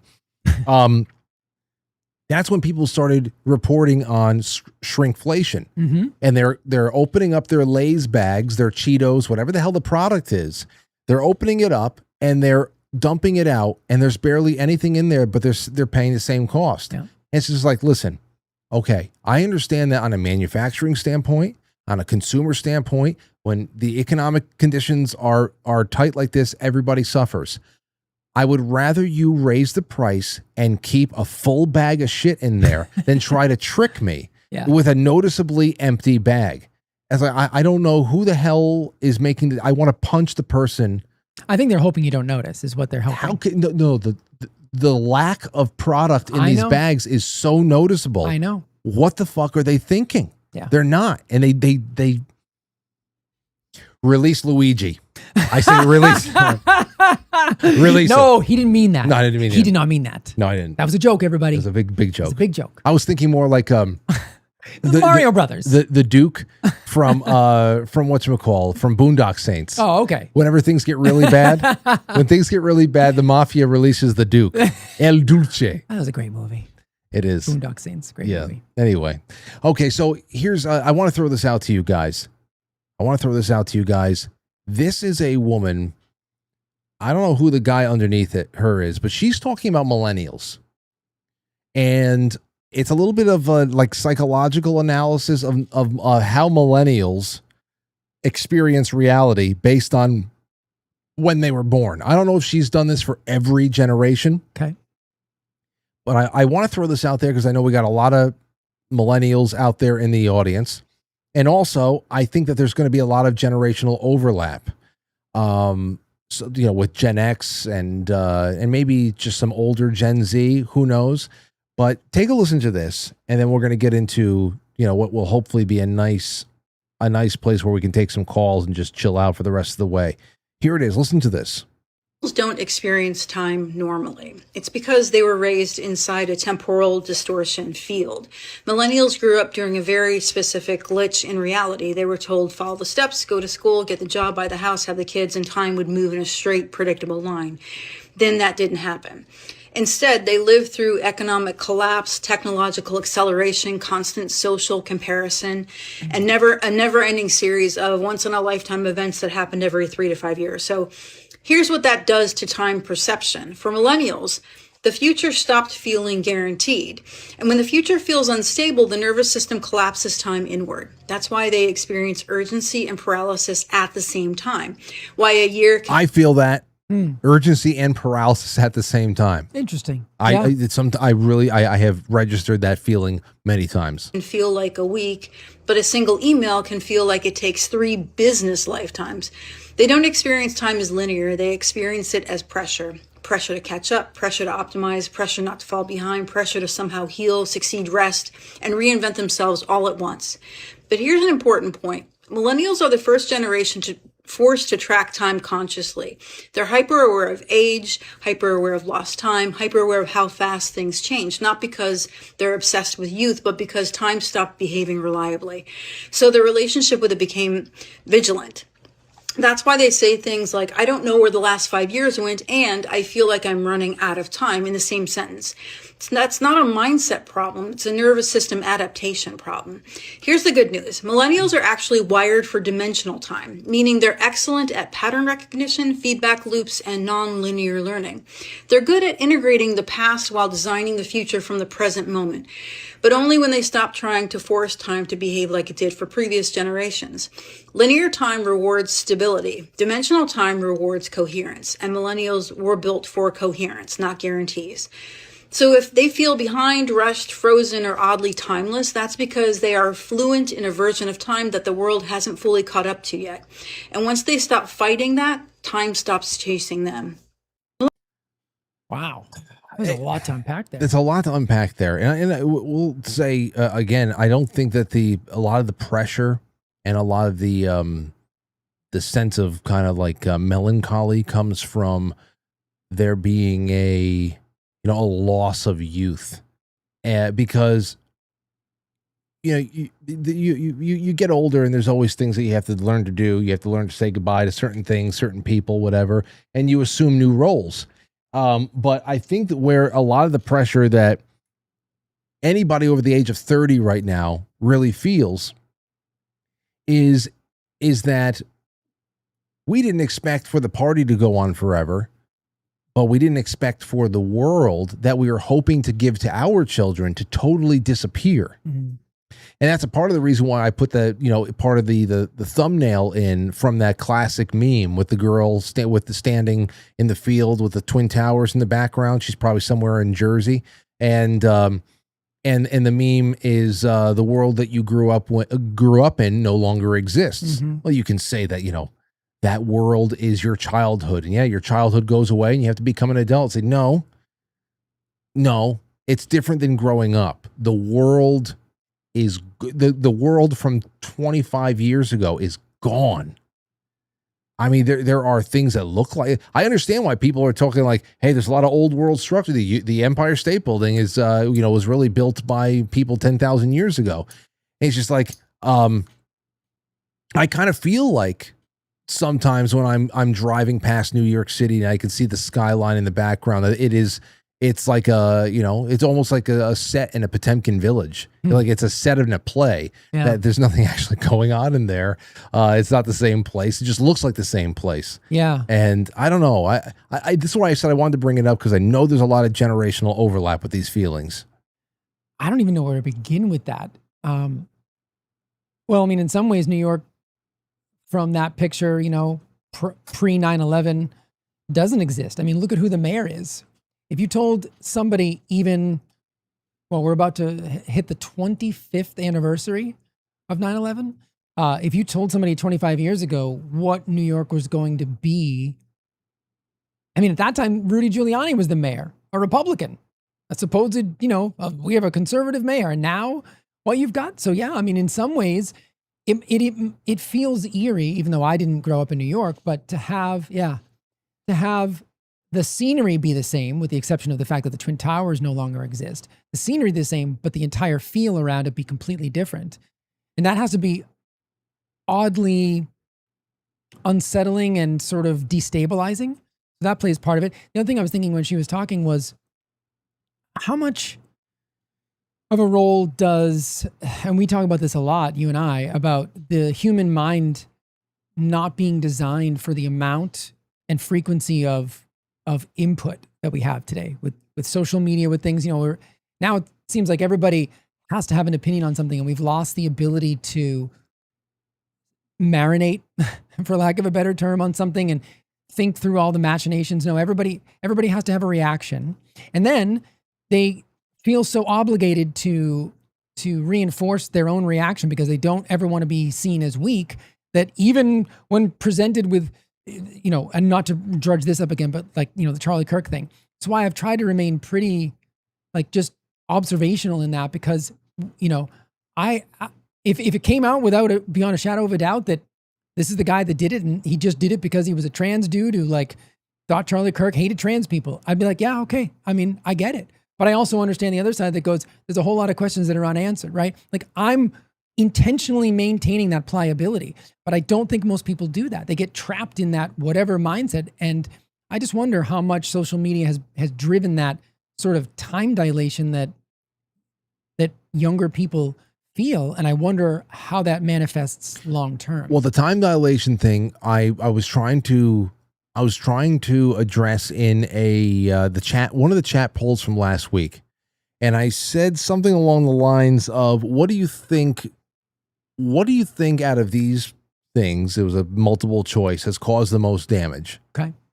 Or made the biggest impact, or whatever the hell else. And I specifically put social media in general and smartphones as two separate things. Because, I don't know how you disentangle them. Well, there is, and I said there is a hierarchy of events there too.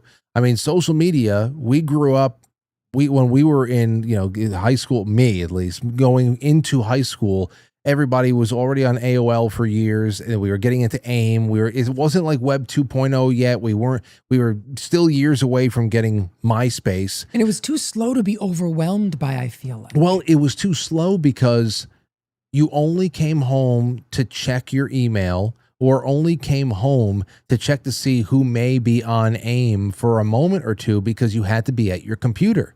Right. If the phone brought that incessant behavior of all types that has gotten out of the way, and no doubt is contributing to time. An hour goes by, and if you're laying on a couch and you're just cycling through 3 apps, every time a new notification pops up, you're just reloading things to look for mentions or likes or something else new that was posted, or you forget about one other thing that you wanted to check. An hour goes by in 5 minutes, and all you need is 3 apps to just cycle through 3 things. You're chasing badges constantly. So I think that it's the phones more so. I'm fine with having a place, a physically immobilized place to actually access the internet and watch shows like this and all that stuff. But no doubt, we are all told as kids by our parents. I think this is like a universal concept that parents always say to their kids. My parents said it to me: as you get older, time speeds up, right? But I think that I remember as a kid, the days seemed longer. And I'm starting to wonder whether is that just an immutable law of nature, or these phones and these things. And when was the last time you ever allowed yourself to be bored? When was the last time you ever existed in a moment without constant stimulation, visual or auditory? I catch myself doing this all the time. And that's why I love to go on a hike by myself and just I put my phone in airplane mode when I go on hikes all the time so that I can't receive messages. If I want to take a picture or something, maybe I'll do that. But I don't even take a lot of pictures, honestly, and try to be in the moment. And when you do that, you would be shocked at how much that slows down time.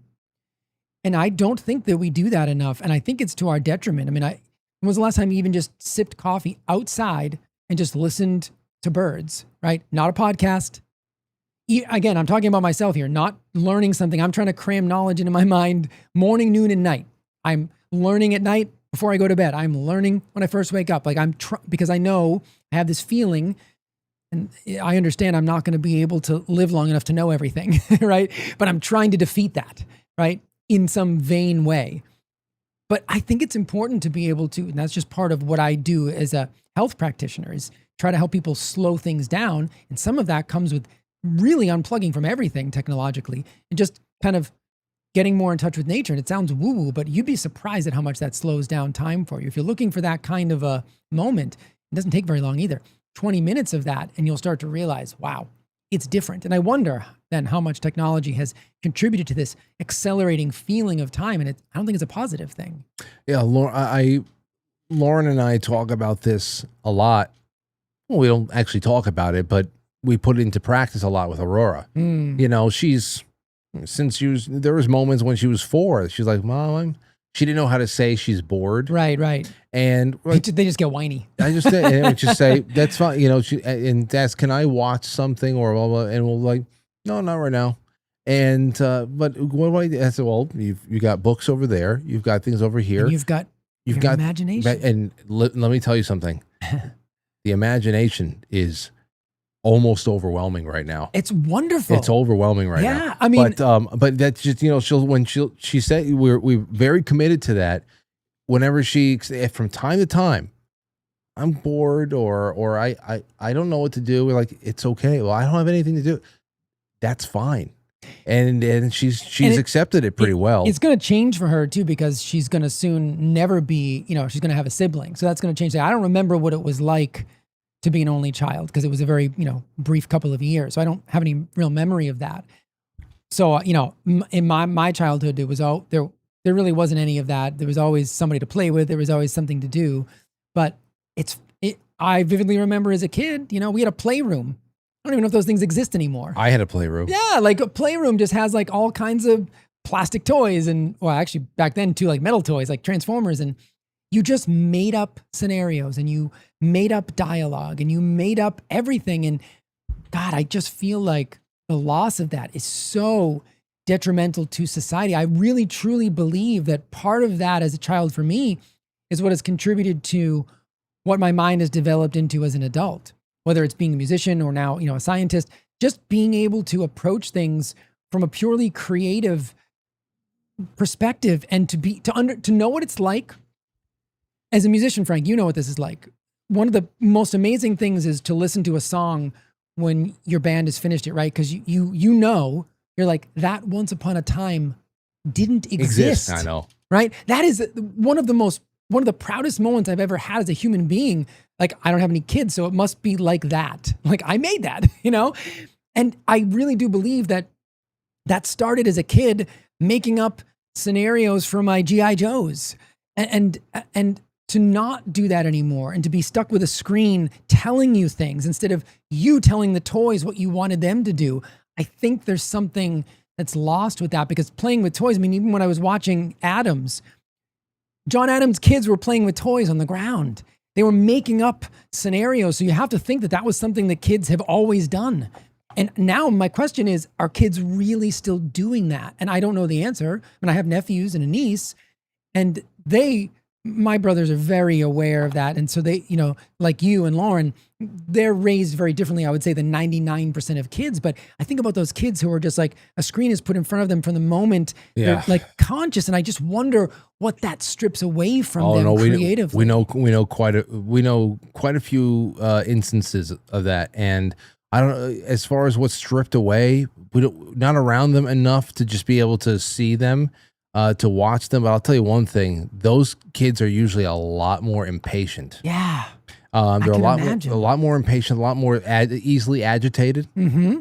Because I also believe that they are dealing with some sort of unarticulated withdrawal. Definitely. There's definitely withdrawals that and that what makes them. It's almost like they're jonesing. Yeah.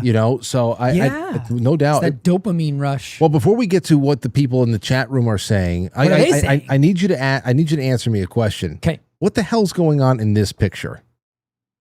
Oh God. What is this picture? Oh God. How did that? What is happening here? What is this, a prom? Yeah, I think so. High school?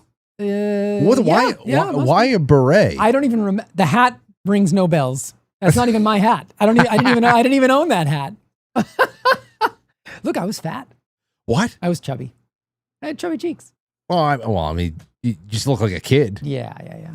I forgot how we even got this. It was sent to me. Maybe Jenny sent it to us. And I have to remember to destroy these things. Oh boy, Jay. Oh God. Well. See, I always had long hair. Well, I mean, good for you. Yeah.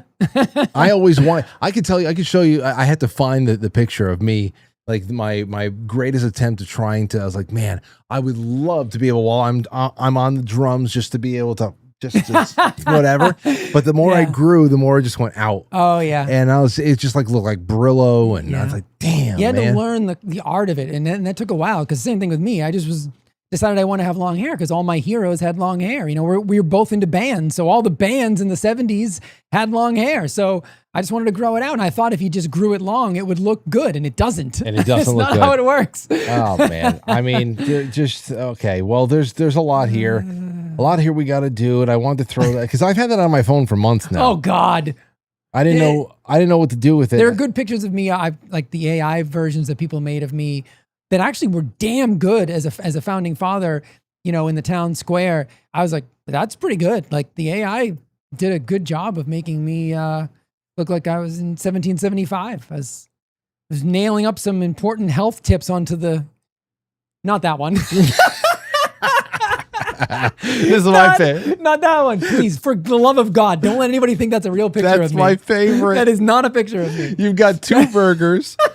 A big, tall. Oh God. Mike made this of you. No, this is not me. I mean, look what's on.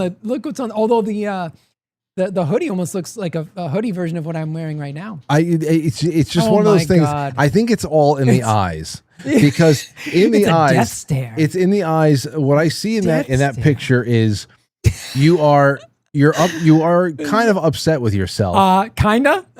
You're upset with yourself, but at the same time, I'm going to do this. Yeah, it's written in the stars. That's it. So I'm happy. My God, we got to find some better images of me to put on screen if you're going to do this. Honestly, those are the only two I have. All right, I'll send you the other ones. Oh, the founding fathers. Yeah.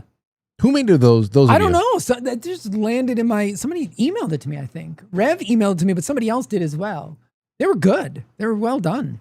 Here's some of the comments from that video that we just played. Okay. Someone said, no, because listen, I'm 43. While feeling like I'm ready to retire, I'm simultaneously wondering what I'm going to be when I grow up. Yeah, I have that feeling.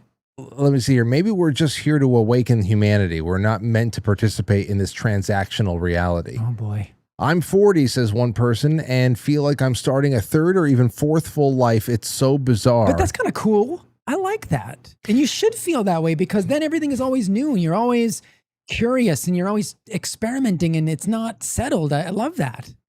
I love it. And this is another reason why I said that this is going to be great for just intergenerational play. Starcatcher says, Gen Z, 1998 here. This is also true for me, it feels like. I feel like the future might not exist at all, though it feels like survival is now and likelihood of things ever getting better impossible. These feelings have really reached their climax the past few years of the Trump presidency. Okay. With groceries becoming unaffordable. Well, that was already there, my friend. We were hoping we were going to see a quicker deflation in those prices, but please, please. Gas, basic needs. Well, Iran, who the hell signed up for fucking Iran? I know. Basic needs. I also have chronic illnesses and signed up for Iran. So I guess there's some there too. And I just wanted to throw that out there. Now, there is one thing I have to put up because I think that this is just incredible. You guys probably remember this commercial. The Teenage Mutant Ninja Turtles. Wait, why is this just a picture? What the fuck is this? What the hell are we talking about here? Hold on a second. Why was that just a picture? Anyway, hold on. I think I can find another one. Here we go. I'm going to send you the founding father picture right now, Frank. Founding father picture? I have to make right by my image. Wait, ready? Here we go. Let's take a listen to this. Here is the old, 40-year-old now commercial. Turkey. I got some stuff you just gotta try. What is it? Pot, you know. Marijuana. Oh, well, I don't know. What, chicken? Joey's in a jam. What should he do? Kate. Get a teacher. Excellent. Get a pizza. Get real. Get out of there. You got it. Let's see if Joey's that smart. I'm not chicken. You're a turkey. He's right. Drug dealers are dorks. Don't even talk to him. Now, Donatello got it right. Donatello got it right. But he, you know, I was looking at this the other day, and when it popped up for me, I said, "Oh, I love this commercial." And then I said to myself, "You know, Michelangelo was right too. Get a pizza. Get a pizza." Now, at 11 years old, obviously, the whole point is at 11, if somebody's coming up to you and saying, "Hey, man, hey, let's go take these joints. Let's just start a new chapter in your life," you say, "Fuck off. Right. Get the hell away from me." Mm-hmm. And no, thank you, sir. And that's it. You just walk away. But I mean, somewhere along the line, when you're much older, you know, having a Michelangelo night from time to time ain't a bad thing. Having a Michelangelo night from time to time sounds great. That sounds unbelievable, man. Yeah. Oh, Michelangelo was... Just get a pizza. Get the pizza and, you know... You'll be fine. Oh, you put it... Maybe you don't... Okay, so you don't have to roll the papers, but maybe you could put it in a bowl or something. Or anywho. Light it with a little hemp wick. You're not going to get me involved in this. See, Jay, here, there's ways to make this clean, Jay. First of all, we can put the dry herb into a dry herb vaporizer. A vaporizer, yeah, that's the way the guys in my band used to smoke. That takes away all of the combustion. Yeah, and they were very aware that I didn't smoke, but you know, they wanted me to be able to sing. So in a recording studio, when they would smoke, they quickly realized we should probably protect him. So they, you know, and they were great about it, you know, and then it didn't, and then there was no problem. That's it. That's it. We didn't, you know, the first thing we did when we started becoming more conscious of our health was we got rid of all the butane lighters, all the Bic lighters, and we went to the hemp wicks. Ah. You know, okay. And then from there, we just went to the vaporizers. One of my friends had the volcano vaporizer that fills up the big bag. Whoa! And oh, dude, that was so awesome. I never saw one of those because it's called the volcano. Okay, and you put all this stuff in there, and then it just fills up this huge bag. It looks like a I don't know, like one of those long balloons. Yeah, big plastic see-through bag, and everybody just takes a little whatever, and it smells and tastes like popcorn. I'm telling you. Why? I don't know. The vaporizing, there's a popcorn. Wow. Like who's making popcorn? Huh. Well, that would be better than like the regular smell. I'm not a big fan of the skunkiness. Yeah. And now I smell it when I walk out of my balcony because, you know, people just it's New smoke York on the street now. Yeah. That's coming from the Bronx. Anyway. It's wafting over. Yeah. Okay. So here's what we have. This is from the audience now, and I'm going to open up the lines. We are doing something for the last 20 minutes here, opening up the lines. And here was the question. This is the community post on YouTube. There I am from 2006. I think August 2006, actually. Okay. Right around the time that Lauren and I broke up. I was probably texting her, to be honest. You look very sad in that picture. Yeah, well, I was a little, pensive. Yeah. And I was trying to work, but it was also a night. So it's August 2006, 20 years ago, since that picture was taken. And I said, if you can send one note back to your old self, knowing with absolute certainty that you'd read it, young you would read it and take it seriously, what would it say?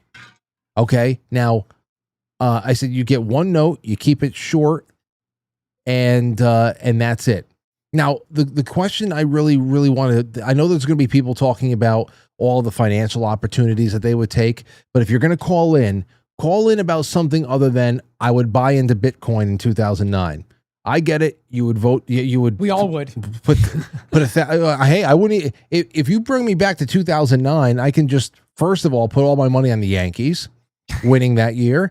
Then I could put all my money on the Red Sox. I'd bet on the Red Sox because I know they're going to win. You wouldn't even need Bitcoin. Okay. No, yeah, it's too easy because there's literally an infinite amount of ways to make money. So forget about money. We understand. Yeah. We understand. I like money. I like money. Right. You like money too? I kind of do.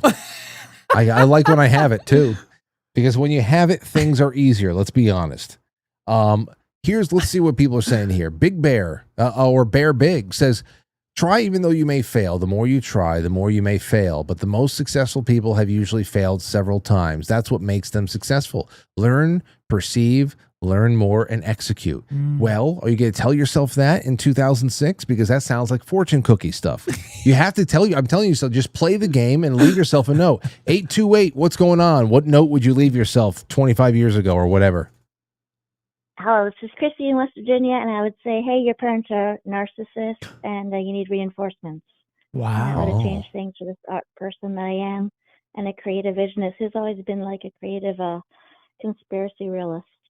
And that's it. And I love you all. Bye. Well, okay. Well, that's great. Wow, okay. yeah. Well, thank you so much for that. That's a very serious one. I don't want to, I didn't want to, assume that she would want to go more into that, but you could save yourself a lot of unnecessary trauma. Giving yourself a little bit of understanding, or if you can impart some perspective, or if you can actually make a diagnosis. It's one thing to say, hey, kid, you're going to understand your parents a lot more in 30 years from now because you're going to be them.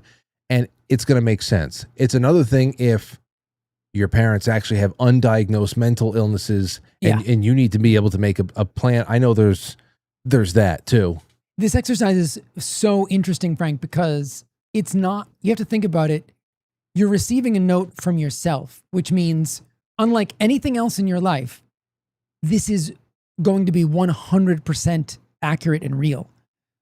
Like no matter who else in your life right now you think of that you trust and they tell you something, there still could be a 0.5% chance that it's, you know what I mean? Like, because they're not you. You are sending yourself this note, which means it's going to carry more weight than maybe obviously no one can experience this. So this is like an unusual circumstance where you're actually getting information from the future. So that is going to hit differently. So I think the more I think about it, the more I think the exercise is even more interesting. 720, you're on the you're on the air. What does your one note say to yourself? Oh, thanks for taking the call, Frank. Big fan of your work. I just the comments on what's changed in our societies. I'm from Phoenix out here, and the one thing to me that I don't hear mentioned as much is just the people. It's different people in the cities. That's why the cities aren't the same. That's true. I just one thing. It was. And what is your name, sir? My name is Dean Riggs. Okay. Once again, big fan. Oh, Dean. Well, it's great to have you out. Dean, while we were talking before, that guy needs to have a radio show. He's got a great voice. He does. While we were talking before, I went to go pull up that picture that's in the thumbnail tonight. The world you grew up in doesn't exist anymore. It inevitably led me to some posts about liminal spaces again, because that's really what it comes down to again. And there was a couple of scenes from some shopping malls, and there was a scene from a shopping mall from the 90s where it was just like a Toys R Us and another place and all that shit. And Dean, I swear to you, the thing I thought about first when I saw that Toys R Us from 25, 30 years ago in a shopping mall somewhere in America was, I wonder how many fist fights would be taking place in front of that right now. How every time, it's just like the people being different, how it's just brawling, animalistic. Dude, it's odd you mentioned the Toys R Us. Like, I'm from West Phoenix, in a neighborhood that was like regular middle class, post-war, first suburb of the city. My dad grew up there, and it was like lower middle class, but it was great place to raise a family. Shopping malls and restaurants and bowling alleys and roller skating rinks. We used to take little field trips from the grade school and walk over to the rolling skating rink, and they would lock us in overnight. And now I think my high school is 2 or 3% white, 4% white, maybe. Yeah. And there was a Toys R Us directly across the street from the shopping mall, which was a great place to hang out. We used to get in trouble there all the time. And now the movie theater's in Spanish. And so the shopping mall's still there, still got a movie theater. if you speak Spanish. Oh, It's, dude. And it's just, and it's unfortunate because I think we're probably similar ages, Frank. I'm 41 years old. So nobody cared about demographics, man. We're all raised to just be cool and play ball with all kinds of different colored people. Nobody cared. So true. And it just seems to get our noses rubbed in, and a lot of our problems end up right there with these demographics. Yep. It's obvious that even though we were taught not to care, and thanks for the call, Dean. I hope you call in more often, please. Thank you. And please share the show with all your friends out there in Arizona. Everybody else cared. We were taught not to care. Everybody else cared. It was such a scam they played on us. Here's more. This is all from people in this audience. Would leave themselves a note. This is stupid used memes. Said, love yourself. Jeannie says, be true to myself. Had a hard time with it when I was a teenager. You could think. This made me think about how looking back, there's nothing to say. It's all part of life, learning and growing. Maybe this is why ghosts never give advice. Well, that's a good point, Elizabeth. I'm superseding all that with this exercise, though. Yeah. That's a good point, though. Invest. Oh, then here comes the investment advice from R.J. Williams.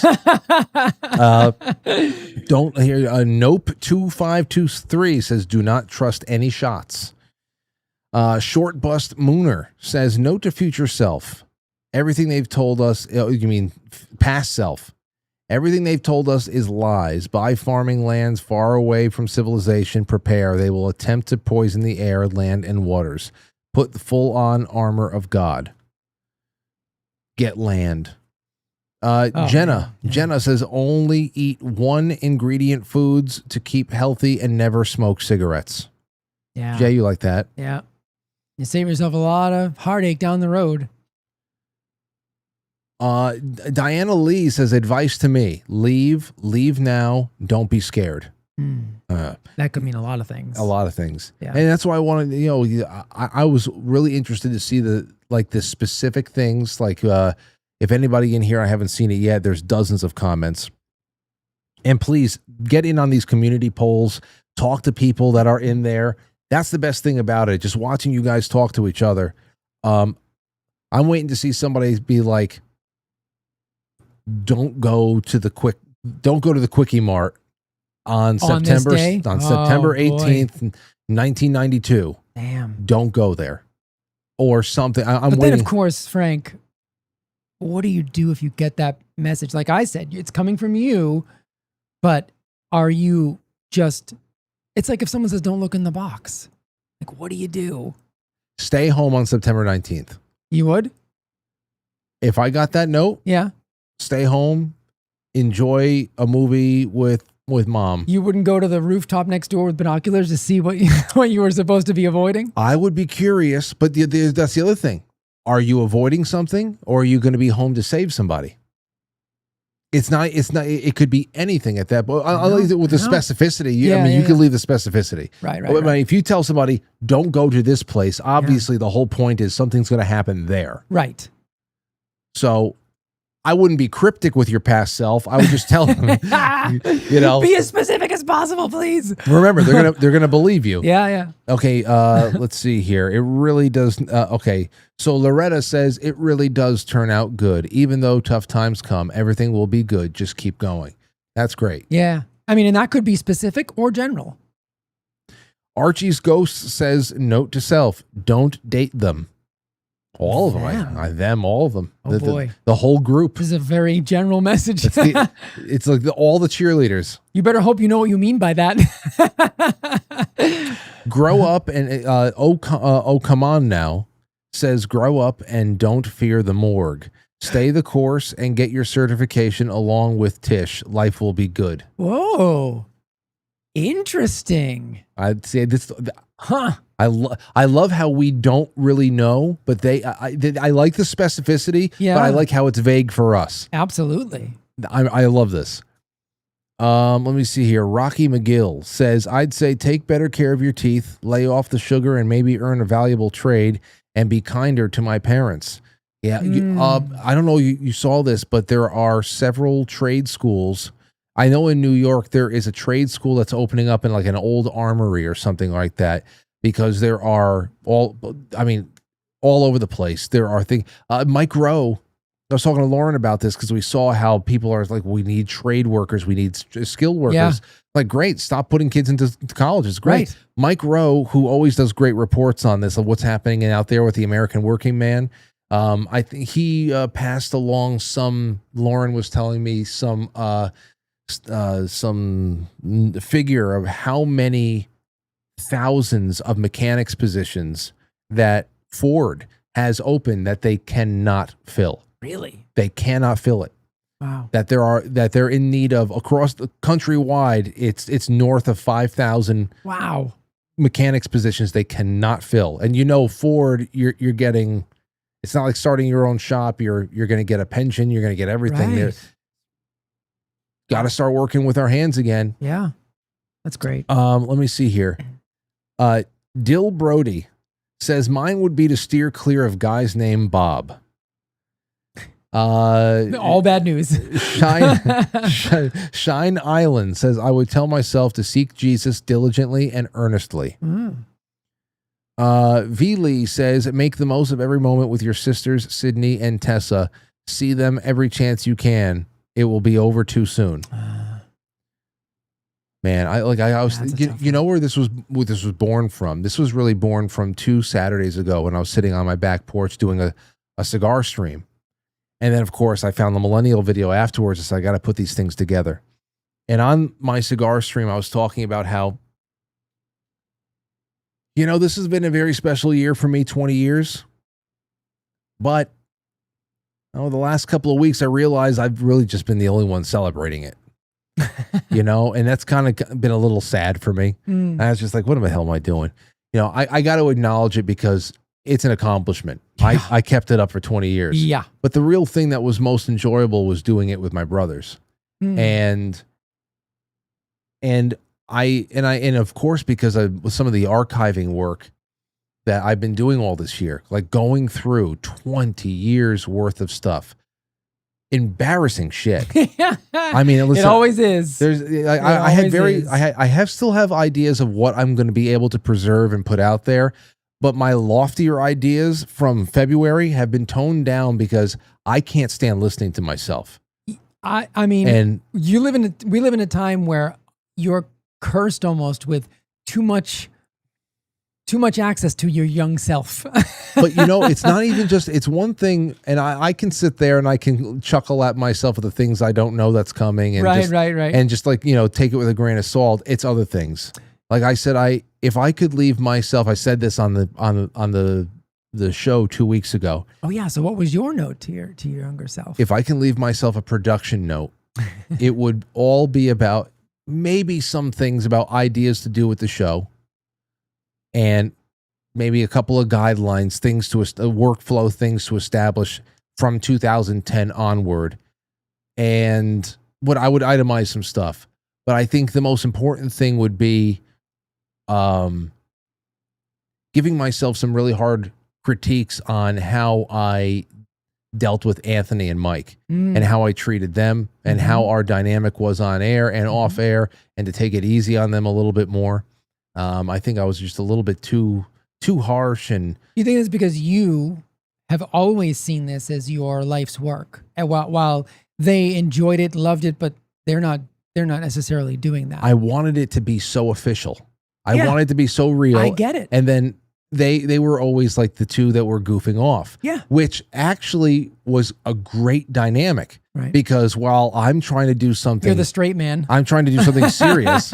I'm like Dean Martin. Yeah. And then I've got I've got two goofballs on the other end who are playing ridiculous sounds and all that stuff. And if I could just have let it roll a little bit more than just be like, you're ruining a serious moment here, and have it be like, there was just a little bit too much seriousness. That's what I would say. I wish I can go and leave myself some production notes in that respect. Yeah. Because who the hell knows? Who the hell knows? We certainly didn't need, and we had so many, we didn't have too much to be stressed out about compared to what was coming. And And good times are ahead. Yeah. You know, just say relax, but also do this, and this, and take it easy on Mike and Anthony. Seriously. That's what I would do. Even though they were bastards too at times. There was a reason. There was a reason for things. Yeah. I couldn't, nobody understood me. But what would yours be? I got to think about it a little bit. I don't know. That's a great question. Like a couple of things came into my head, but now I don't know. I definitely would have told myself one of the great regrets as a musician, and I've been extremely lucky to have just a lot of natural talent, and some things you're just kind of born with, and I'm very grateful for that. But I probably would have. I got swayed away from the piano and more towards guitar and the more rock stuff in high school, which I love, and I'm so happy I taught myself to play the guitar. But I think just on a superficial level, I never would have stopped playing piano. Started at 11. I think about where I could be now because I'm competent, but I could have really done something with that. So I wish I had stuck with that, even though I didn't obviously abandon music, but I would have stuck with that. That's just like a minor thing, but I got to think about something more in a deeper way. That was the first thing that came to mind. I was like, man, I always say that to myself when I sit down at the piano now. I'm like, people hear me and they go, oh, you're good. And I'm like, I could have been, like I started at 11. I could have been really good. That's how I feel about myself with the drums. And there's always time. And it wasn't because I didn't love it, Yeah. There's always time to just work on new things and to have a good time and to just do it for the love of it. But, Anyway, listen, we have more stuff. There's more responses from this thread. Let's read it on the flip side. Okay. Oh my God, it's 9:00. It's 9:00. So, everybody, we're going to be we're going to jump into the third hour over on quitefrankly.tv. I'll put the link in the description into the chat room. For those of you who are watching right now, please leave a like, leave a comment. If you're watching after the fact, leave hype. Come back tomorrow and hit the hype button. Write it down right now. Make sure that you subscribe and make sure that the notifications for the entire channel is on. Put it on all. And also, that'll make sure, I think it'll also prompt you to make sure that all the notifications come to your phone. It is possible to have channel notifications on, but I mean, if it's not on your phone, it's not going to come to your phone. So it'll show up as a badge. It'll show up as a banner, whatever the hell it is. Make sure the notifications are on, because whereas I've got a lot of work to do to introduce the show to new people, this is the way that we can keep all of our old friends intact and just kind of regain a really significant foothold in that respect. Jay? Yes, sir. HealthReclamationProject.com. Let everybody know why they should join your wonderful community and be a part of what you've created there. Because they need to take control of their health. No matter where you are in your health journey, come to the HealthReclamationProject.com. You can be a member and you can learn a lot, and you can also find a whole lot of clinical options on there for one-on-ones, and we're really starting to ramp things up. I had a little secret, not so secret business meeting with Andrea over at the Drip Bar before I came here. So things are going to be happening if you're in the New York area in October. We're going to do Jenny and I are going to do a live in-person talk and Q&A and meet and greet and all that kind of stuff. So that's going to be a lot of fun. But yeah, come over, check out what it's all about. You'll learn a ton. This month we are doing a live cooking Q&A. I'm going to teach you guys how to make marshmallows. Frank, you saw those marshmallows. I perfected them. Really? So we're going to do a Q&A. So I'm going to cook the marshmallows, show you how to do it. And we're going to also answer questions. And that's what the healthreclamationproject.com, that's what it's all about. And then if you want to follow me on social, for the most part, I'm doing Substack almost exclusively now and writing some really fun stuff. So go to perpetualhealth.substack.com if you want to follow me there for free. There you go. Real quick, because I see a couple of things that came in here. UPS JJ said, Jay, to start the week, let's go. UPS, if you're still out there, you're the one that won the coasters last week. I sent out the other prize to Nath W.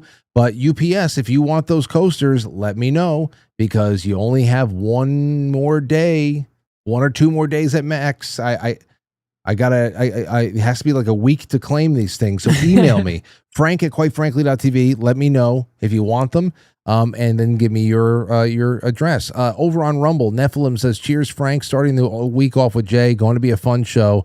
Let's go, dude. Well, it looks like we How had did a we nice. do? Did we do okay? I think we did great. Was it fun? Jay Semo was great. It says great as usual. EMJF says I've heard that the only organic oils are labeled accurately.